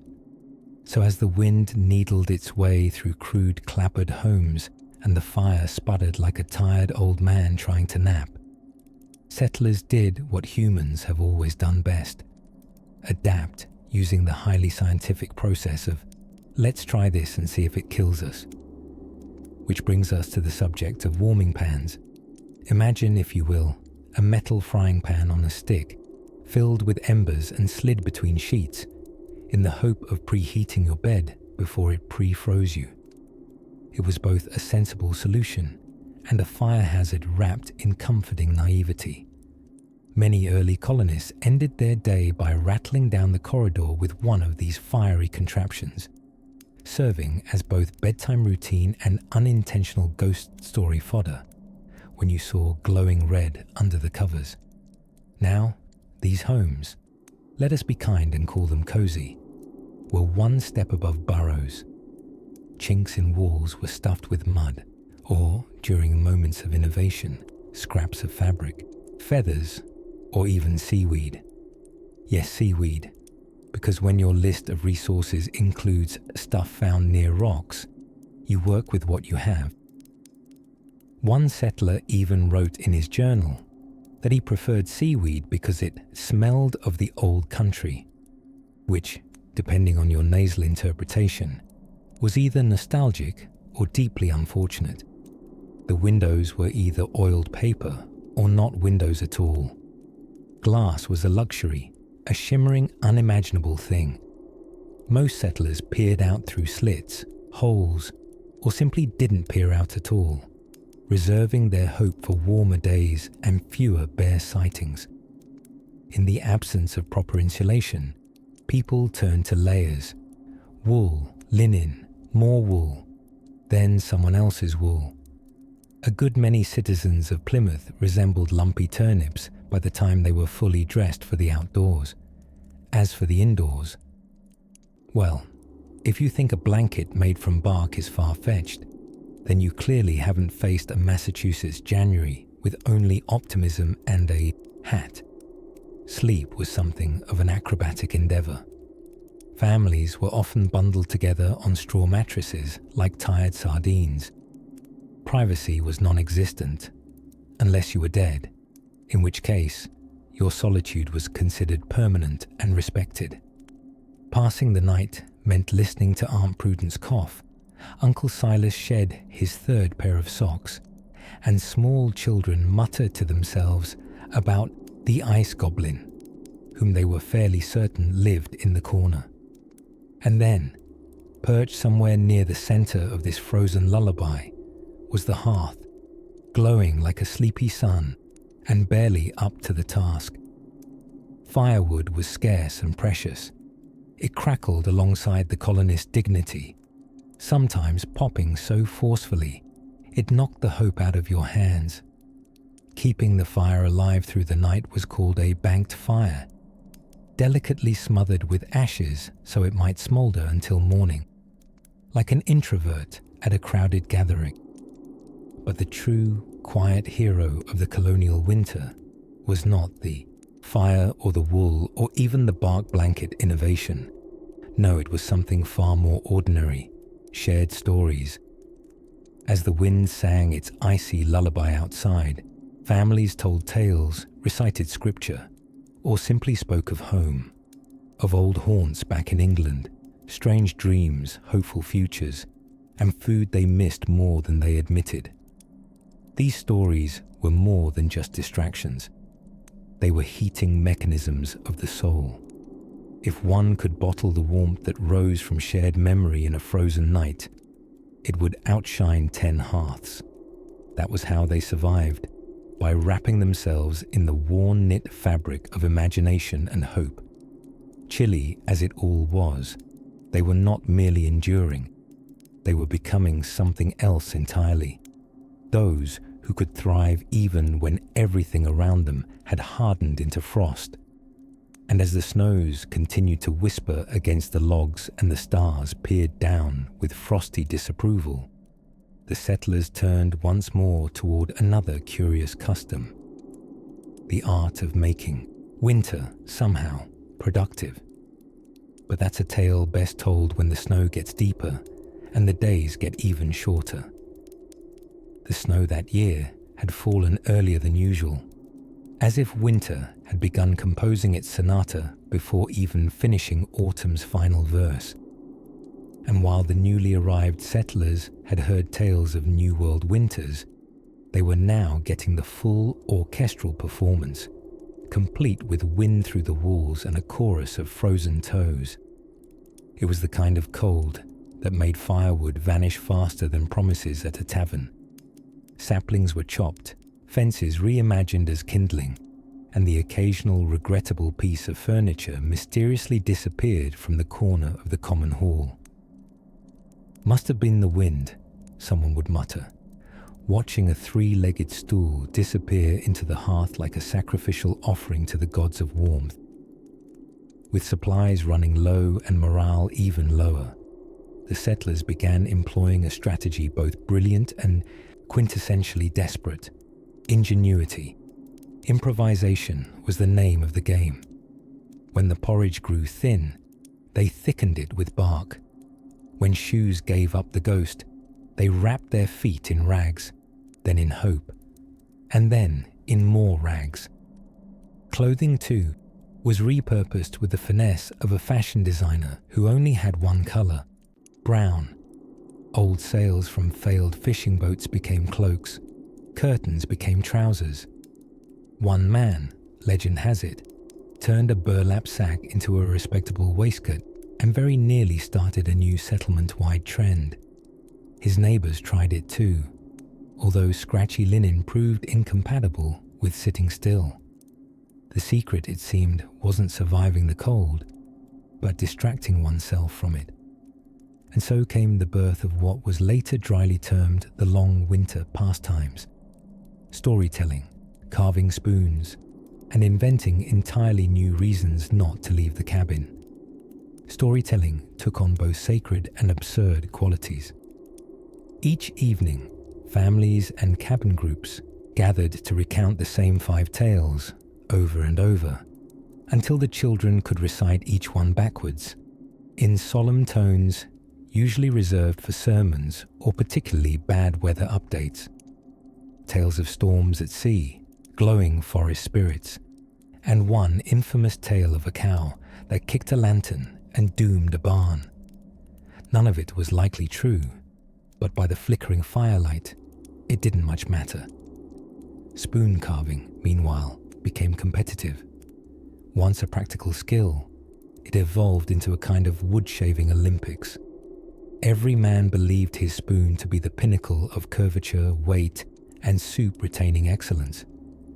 There were serious discussions, hushed debates, and at least 2 duels over accusations of carving from someone else's drying pile.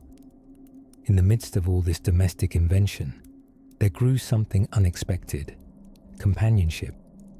Maybe it was the way people clustered together for warmth, or the way laughter made a room feel a little less hollow.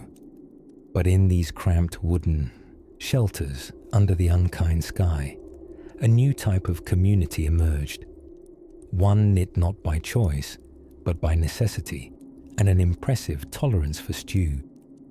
When temperature dropped to bone-rattling lows, they developed something known, unofficially, as mutual napping. This involved lying like spoons in a drawer, practical, warm, and slightly awkward when you woke up too close to your neighbor's elbow. An early prototype of the weighted blanket, if you will, except filled with snoring and the vague scent of salted fish. Perhaps the quiet miracle of it all lay in how easily stubborn independence gave way to shared survival. People who had sailed across oceans to see something for themselves now clung to one another for comfort. Even the occasional feud, say, over mysteriously disappearing firewood. "I borrowed it," claimed the accused, while suspiciously toasty, tended to melt in the glow of communal necessity. There simply wasn't room or fuel for prolonged grudges, and amidst the brittle chill and low flames, an invisible kind of warmth grew. Resilience. Woven together from shared hardship and mutual snacks, a kind of quiet strength seeped into their bones. Less dramatic than the conquering type, more enduring than glory. By the time the moon waxed and the sky softened with the whisper of spring, they had become something sturdier than they'd ever been as individuals. A hodgepodge society wrapped in wool, tales, and just a hint of stubborn joy. As the nights ticked on and the rations dwindled thinner than chicken tracks in the snow, another idea began taking hold: hope, absurd but present. Because out there, just beyond the silence and the frost, were other settlements, other fires, other people who might know a thing or two about surviving with dignity and fewer spoon-related arguments. But that, of course, is a story best left for next time. By the time deep winter settled in like a particularly moody house guest, early settlers had long resigned themselves to its yearly visit, and not the kind of winter where one might knit by a fire while nibbling cinnamon-laced gingerbread, mind you. No, this was the bone-snapping, spirits-dampening, toe-freezing kind of winter where survival sometimes had to be plotted like a battle campaign. Only instead of muskets and militia, one's arsenal included root vegetables, grit, and a surprisingly robust appreciation for boiled leather, without central heating, or for that matter, much insulation beyond hastily daubed mud on log seams. Cabins quickly became wooden refrigerators with doors. Settlers took to sleeping fully clothed under mounds of quilts, and, if they were lucky, or slightly desperate, 3 generations of relatives, a dog, and the occasional bewildered chicken. Body heat was precious, and modesty was, let's say, seasonally suspended. One journal from a family in Maine noted, "Grandfather's beard froze to the window at breakfast. We left him there until noon when the sun thawed him." The hearth, of course, was the darling of the frontier household. More than just a place to burn the furniture you were sitting on yesterday, it was the center of warmth, cooking, and low-lit bickering. Firewood became as valuable as gossip and just as hard to keep in stock. Many settlers spent the autumn like industrious squirrels, chopping and stacking cords of wood until they dreamed of axes and birch. But come January, the pile always seemed 2 logs away from non-existent. Clever folk tried to stretch their fuel, burning poor quality peat, twisting straw into makeshift logs, or inviting themselves over to neighbors under the pretense of delivering turnips. And what meals they dreamed of during these months. Gone were the modest harvest stews of October. Now was the time of thin broth, hard biscuits, and the sort of salted meats that could cause a man to regret life choices. Preserving food had its own difficulties. Pickling, drying, smoking, essentially turning every edible thing into something just barely still edible. Vegetables were stored in root cellars, ideally dark and cold enough to preserve, but not so cold they'd develop an existential crisis and rot out of spite. For sweets, well, you had to get very creative or unusually fond of molasses. Sugar was rarer than sound insulation, and honey required brave excursions into hibernating bee colonies, an adventure few attempted more than once. One Vermont settler reputedly crafted candied beets, which, while impressive, never caught on for reasons that history does not sugarcoat. Naturally, the mind began to wander during these bleaker months. Days were short, nights were long, and entertainment was mostly limited to reading aloud, friendly games of who can complain softest, and the ancient tradition of staring silently into the fire, imagining you were somewhere, anywhere with drapes made of velvet and lamb stew on a silver tray. Children, immune by nature to despair and full of aggravating energy, found their amusements in snow forts, icicle fencing, and inventing alarming pastimes involving sleds, tree stumps, and gravity. More indoor families relied on storytelling as if it were currency. Tales of adventure, faith, or Uncle Mordecai's regrettable decision to befriend a raccoon. Anything to draw a chuckle and banish the sense that time itself had fallen asleep under a quilt. Social visits, though rare, were cherished like treasure. Being snowed in might trap you with your in-laws for days, yes, but it also meant conversation, shared provisions, and the gentle hilarity of 8 people attempting to sleep in one communal room, without violating more than 6 personal boundaries. The clinking of spoons in shared broth and the rustle of stockinged feet at bedtime became the music of winter. Then, somewhere between the last withered potato and the first faint bird song, hints of thaw began to creep into the days. Drop of water tapping at the eaves, a sliver of sunlight that didn't feel like an elaborate prank, a sense that maybe, just maybe, the season planned to leave before your sanity did. Of course, surviving the cold was only half the journey. What came next was equally thrilling, a little muddy, and mercifully full of possibilities.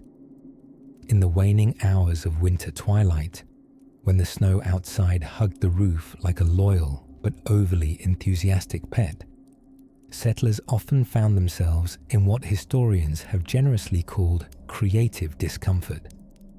With food stocks yawning toward emptiness and the hearth barely managing a flicker, early colonists did what any reasonable human society might do when the temperature dropped below bearable and the pantry echoed. They invented excuses to stay in bed. Literally, enter the bed warmer. No, not a particularly snuggly spouse or a cat with boundary issues, but rather a shallow lidded pan made of brass or copper, looking like a culinary device from a lost episode of Medieval Bake Off. Filled with embers and then closed tight, it was slid between linen sheets with the kind of reverence one usually reserves for royal decrees or particularly good soup. Of course, you had to be quick. Too hot, and you'd scorch the bedding. Too cool, and, well, congratulations. You've got ash under the covers for no reason at all. But warmth, as it turns out, was not strictly about firewood or metal contraptions that doubled as domestic hazards. Settlers had another trick up their quilted sleeves: insulation. Not the pink fiberglass variety that itches just by thinking about it, but homely, homemade layers. They stuffed the spaces between log walls with moss, clay, or anything remotely stuffingish. Old socks, hay, that neighbour's bad poetry, printed and shredded. Nothing was off limits when survival took precedence over interior design. And oh, the garments. Cotton was a fair weather friend, but in the throes of a North American winter, it was wool or whimper. Colonists clad themselves in so many layers, they resembled particularly self-conscious onions. Flannel, originally a word that just meant a wispy dream of warmth, found its practical footing in thick woolen form. Shawls were not just for grandmothers, they were household essentials, draped over mothers, babies, dozing uncles, and, if nobody was looking, the family rooster too. Speaking of roosters, the barn was where things got curious. During the worst colds, when even breath froze midair and hung like indecisive ghosts, livestock sometimes moved in. That is, into the house. Not all of them, of course. You couldn't fit a cow under your bed without raising architectural concerns. But chickens, maybe a goat. These temporary furred and feathered roommates were more effective than any radiator, provided you were willing to share your bedtime stories and inhale a few barnyard aromas while you slept. Yet, despite all these cozy strategies, bleakness often pressed in like frost creeping across a window pane. Days were short, nights were long. Laughter didn't heat a room, but it certainly warmed the spirit, so the settlers leaned into absurdity. Winter evenings often saw the debut of what can best be described as quilting parties meets Shakespeare in the barn. Entire families, 3 generations deep, would gather round and tell jokes old enough to make a Tudor monarch blink. Riddles were traded, mild ghost stories told with dramatic flourishes. It didn't matter that everyone had heard them all before. That was part of the lullaby. In a season where predictability was comfort and survival needed routine, even the same tired tale about a haunted turnip could feel freshly thrilling when rendered in candlelight. And let us not forget the earliest versions of sleepwear etiquette. Today's bedtime wardrobe might lean toward pajama pants with questionable cartoon characters, but back then, nightshirts, long, billowy things that made everyone look like haunted pirates or confused chorus members from a Dickens play. Beneath those, perhaps thermal woolen drawers, which were remarkably itchy but prevented frostbite of deeply personal regions. And on particularly frigid nights, settlers sometimes slept in hats, literal sleep caps, a fashion statement that shouted, "Yes, I'm in bed, but I'm also prepared for a polite duel or impromptu sledding."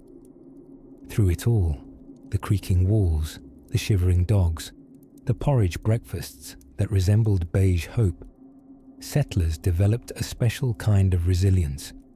It was forged not through battles or boldness, but through unimaginably repetitive days and nights, where each hour demanded patience, improvisation, and a reasonable ability to not catch fire while warming the sheets.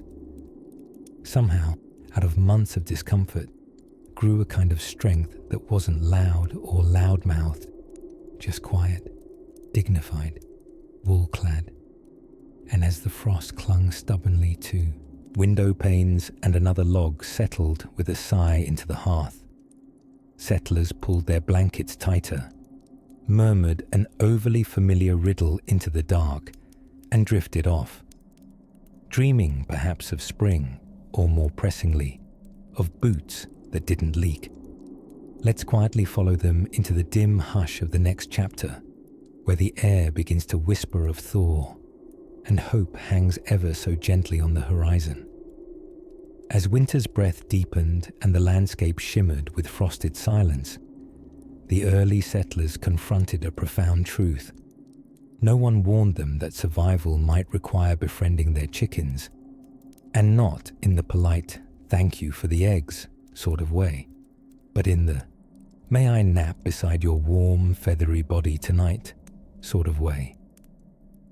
By late December, the trees stood like skeletons in heavy coats of frost, and the wind had taken on that particular tone that said, "I don't like you, and I never have."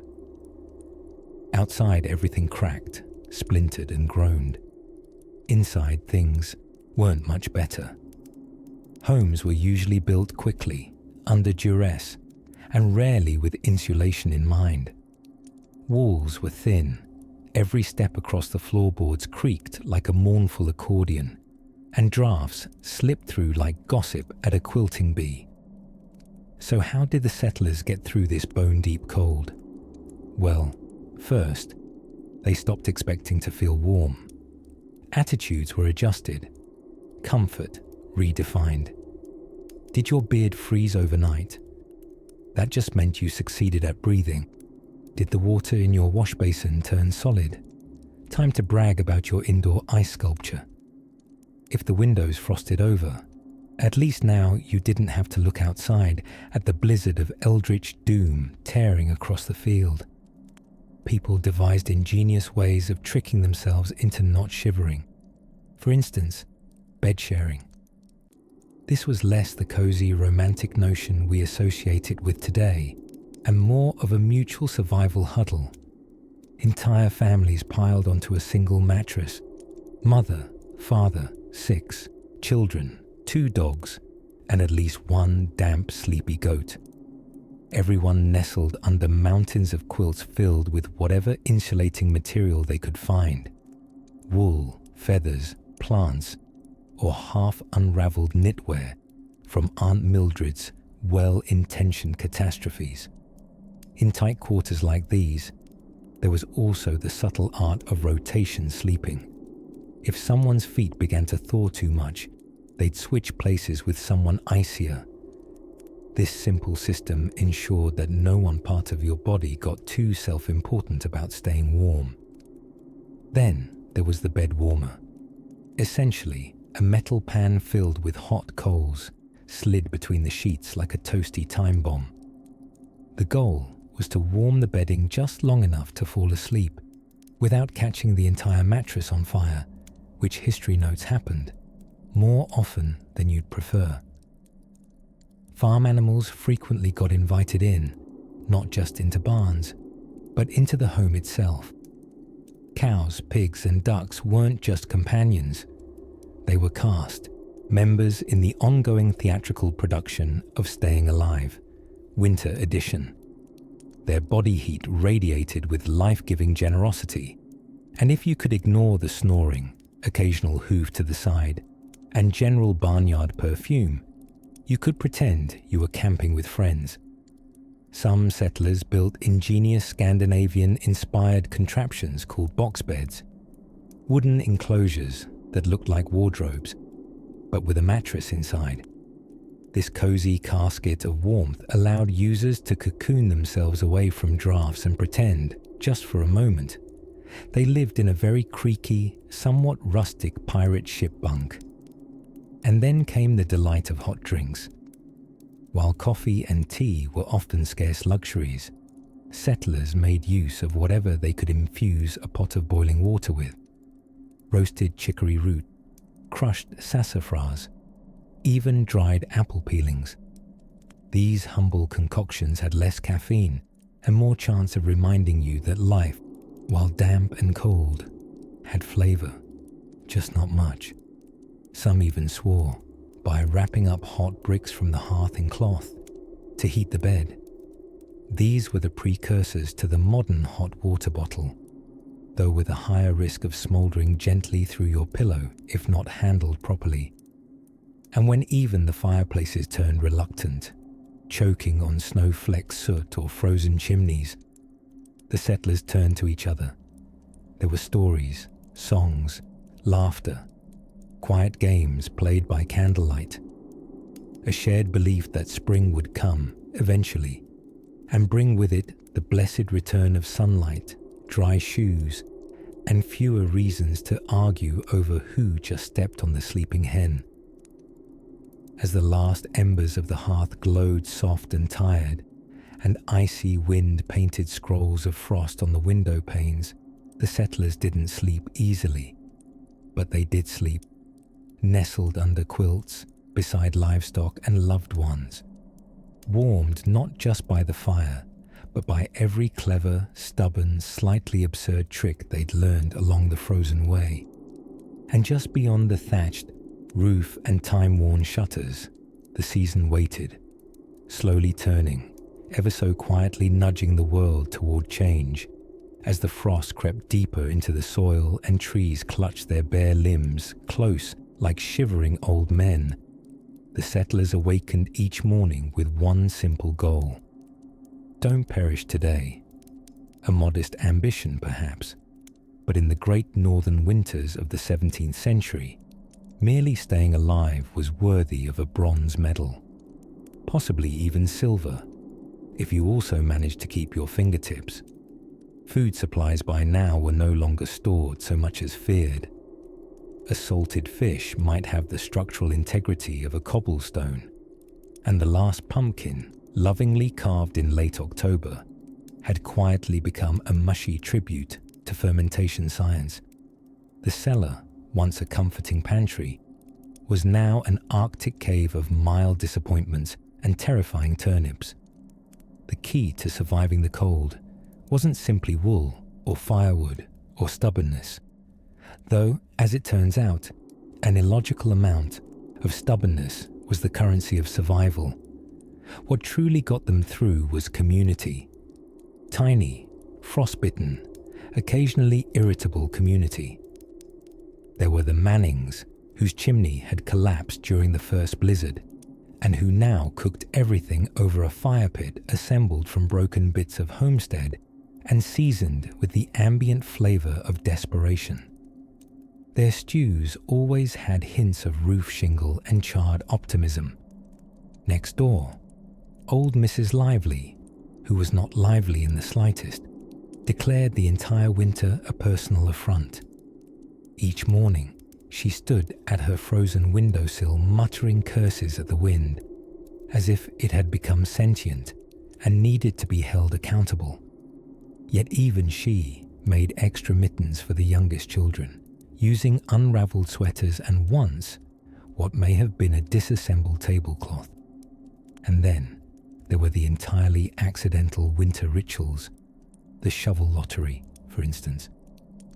Digging out the communal path was theoretically a rotating task, but by late January, it was typically assigned through a system best described as run while they're not looking. The loser of this luckless lottery would emerge, bundled like a cranky snow sausage, dragging a warped wooden shovel that squeaked like it had opinions.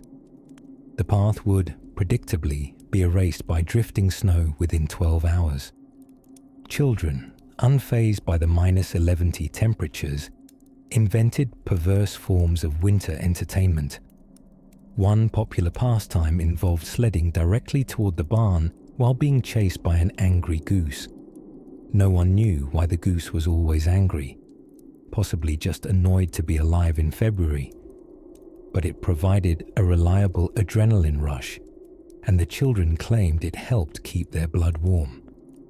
Sleep wasn't measured in hours, but in hearth cycles, about the time it took a log to smolder into glowing dreams. Most settlers slept in shifts to keep the fire burning and the wolves wondering if the humans were still awake enough to throw boots at them. Wolves, for their part, wisely adopted a strategy of passive observation, likely thinking, "No thanks, those ones smell of garlic and mildew. Let's circle back for the settlers 2 valleys over. They seem crunchier." While summer had herbs and gardens and joyous churning of butter, winter gave rise to contemplation. Also, possibly hallucination, particularly after 3 weeks of eating the same bean stew. It's unclear whether the legendary frostpiper ever actually walked through the villages playing a frozen flute, or whether that was just what happens when you inhale chimney smoke while sleep-deprived. There was something strangely elegant about these wintry months, though. A soft gravity in the way people leaned on each other without quite admitting it. Men who barely spoke in July were now sharing tips on stuffing moss into drafty window gaps. Women who once politely competed over jam recipes now gossiped cheerfully while knitting endless grey garments, pausing only to say things like, "You know, I genuinely think icicle shapes are luckier than they look." It wasn't a glamorous kind of survival. There were no grand victories, no poetic tales of wolves fought off with a sword carved from ice. But there was resilience, brittle, muffled, and stubborn as the winter wind. And above all, there was the peace of knowing that beneath all the frozen crust and cracked leather boots, they were still here, still immersed in the slow, rhythmic business of not giving up. Snow drifted silently against the shutters one night as a child fell asleep on their mother's lap, wrapped in yet another itchy but dependable woolen quilt. The fire cracked, the wind muttered, and the settlement slept, as if daring the cold to come at them again. By morning, the first of the pine cones had started to thaw ever so slightly, suggesting a rumour, however faint, that spring might soon be on speaking terms with the land once more. By the time spring peeked back into the life of the early settlers, as hesitantly as a cat testing its paw on snowmelt, there was a certain ritual to surviving winter that had become oddly comforting. The bitter cold had, season by season, transformed from a deadly adversary into more of a grumpy roommate, one who refused to leave, stole your firewood, and occasionally tried to freeze off your toes. For our damp-booted ancestors, the close of winter meant more than the return of sunlight or the chance to crack a window without fear of frostbite. It meant doing an inventory. How many spoons were lost to boiling porridge? Which family member had secretly burned half a bookshelf for warmth? What happened to the kettle? Oh, that's right. It became a helmet during the January Snowball War. It had a dent to prove it. The early colonial homestead, once a quiet partnership between logs and moss, now looked like a battlefield between man and weather. Chimneys leaned, doors stubbornly refused to fit their frames. Windows had, let's be honest, surrendered entirely and were sometimes replaced with greased parchment or sheer hope. Candles had burned down to their stumps, and many a family dined by the gentle, unreliable light of whatever's on fire right now. But there was progress hiding underneath the soot. In places like New England, settlers were beginning to adapt not just their coats and boots, but their entire lifestyles. The homes evolved too, far beyond the simple one-room cabins of desperation. They began to insulate, crudely at first, by stuffing cracks with anything billowy, from animal fur to crumpled newspapers, which often doubled as reading material mid-blizzard. Some clever souls even harvested moss, applied it to their walls, pretended it was insulation instead of glorified green pudding, and called themselves pioneers of eco-living. Needless to say, Martha stopped inviting them to socials. There were also, finally, communal winter projects. For instance, the miracle of brick-making started to take hold. Bricks were, in practical terms, hot slices of earth cleverly stacked to keep out the cold. Where wood could be charmingly flammable or dangerously sparky, brick chimneys offered both safety and the comfort of a fire larger than a candle stub. And once one settler had a nice brick hearth, well, suddenly everyone else had one too. Funny how survival can become trendy. Diet improved as well, not necessarily in flavor, but in availability. The community root cellar became the unofficial epicenter of town gossip, food exchange, and mildly passive-aggressive potato comparisons. "Oh, my turnips made it through February just fine," Esther would say, patting an alarmingly large one that, quite frankly, had strong opinions of its own. Some communities rediscovered the sheer magic of fermented foods. Brewing, pickling, curing, anything that extended shelf life was worth its weight in salted herring.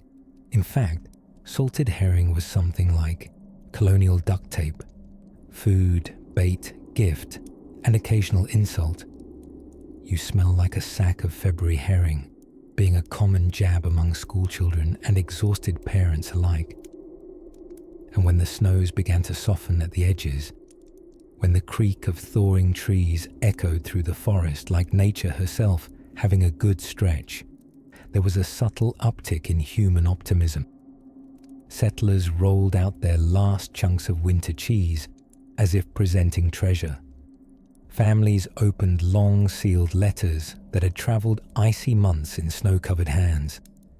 Babies born midwinter took their first squint at sunlit porches. Even bookkeeping resumed. Dried ink quills emerged, slightly mouldy ledgers opened, and a record was made. Survived winter, ate 3 shoes. Jeremiah still swears he saw a snow bear. Might have been cow. And through it all, a gentle wisdom bloomed. These weren't just settlers anymore. They were students of survival, apprentices of the cold, oddly cheerful graduates from the cranky school of frosty troubles. They had learned the smell of safe firewood, the art of quilt layering, and most importantly, that anything, absolutely anything, can become soup. So when the sky turned from bruised grey to kinder blue, and the birds started chirping debates about nest location, the settlers didn't race into spring. They stepped, carefully, wisely, with hands calloused from snow shoveling and souls a little tougher than last year's. But before new seeds could be planted or hearths refreshed, one last secret waited, tucked behind the thaw, sitting quietly in the stories of those who had endured yet another winter with nothing but each other, a few potatoes, and a truly astonishing number of blankets. Let's step into that final hush. As late winter snow finally began to sulk back into the woods, defeated and begrudging, the settlers, now seasoned in the medieval art of not dying during bitter months, emerged somewhat wiser, considerably scruffier, and with a newfound respect for anything that didn't require being chopped, stoked, or salted. The days lengthened by shy degrees. Nights grew less like icy dungeon retreats and more like mildly uncomfortable ones, still not quite spa conditions, but no longer a direct affront to the human soul. You could almost hear the trees stretch, yawning sap upward as if to say, "Oh, you survived again. Charming." By now, most of the villagers had adopted a familiar winter rhythm. The twice-burned firewood dance, for instance, a technique where firewood is dried once, smoked over the hearth, and then dried again after the children unhelpfully used it to plug up squirrel holes in the wall. there was also the great tradition of the Eternal Supper, a meal that began as stew in November and, thanks to constant additions and the miracle of microbial ambiguity, was still going strong by March. Flavor varied wildly depending on the day and the cook's emotional state. Remarkably, through fumes of cabbage and melancholia, hope had endured. Yes, several attempts to build better chimneys had ended in charred regret. Yes, a certain Mr. Hargreaves had accidentally sealed himself inside his own root cellar and lived off onions and anger for 9 days. But these were mere footnotes in the epic tale of survival. Children, those pint-sized entropy machines, were once again loosed upon the forest. Their games involved earnest negotiations with squirrels and kingdom-spanning snowball wars that resolved peacefully when everyone got too cold to care. Old Miss Lavinia took to painting cracked eggshells in blue and gold, declaring them symbols of spring and, possibly, a local currency if things didn't improve. And then there was the Great Wash. As any good settler knew, one mustn't squander a thaw. The ice was not yet fully gone, but just weak enough to splash with. Under an expansive sky, buckets were heaved, linens flogged, and mittens stared at with deep suspicion. Cleanliness, though momentary, was treated as divine revelation. One man was so astonished by the whiteness of his shirt he introduced himself to it. Such moments were precious. Remember, these were people who considered toasted acorns a delicacy and talking to the cow an acceptable social outlet. Any small mercy the season allowed, dry socks, sunlight on unbroken glass, the sudden sound of a woodpecker, felt like a royal feast. In these sorts of settlements, no one truly survives alone. Even the most ornery bachelor with a pet raccoon and a hut built mostly of suspicious enthusiasm found himself drifting toward shared fire pits and communal tales. Stories passed from elder to embers about the great blizzard that stole the outhouse, the mystery of the chicken that laid rainbow eggs, spoiler, spilled dye, and the ever-popular tale of the settler who tried to outstare a bear and won by fainting first. But perhaps the most essential survival tool wasn't firewood or salted, venison, or the ability to knit while asleep. It was perspective. The knowledge that seasons would turn again, that green would return by lazy miracle, and that, if nothing else, spring meant at least one less thing trying to kill them. And so, they continued. With sun-cracked hands and winter-heavy hearts, the early settlers endured not just by hardiness and hoarded beans, but by laughter shared beside flickering candles, by the creak of a door finally unfrozen, and by dreams of the days when boots could finally dry out properly, and the creek would stop pretending it was a glacier. And now, as your own thoughts drift like early morning mist over the warming earth, let go of your own harsh winters. The world, after all, keeps turning. Slowly, softly, just like sleep. Good night, brave survivor.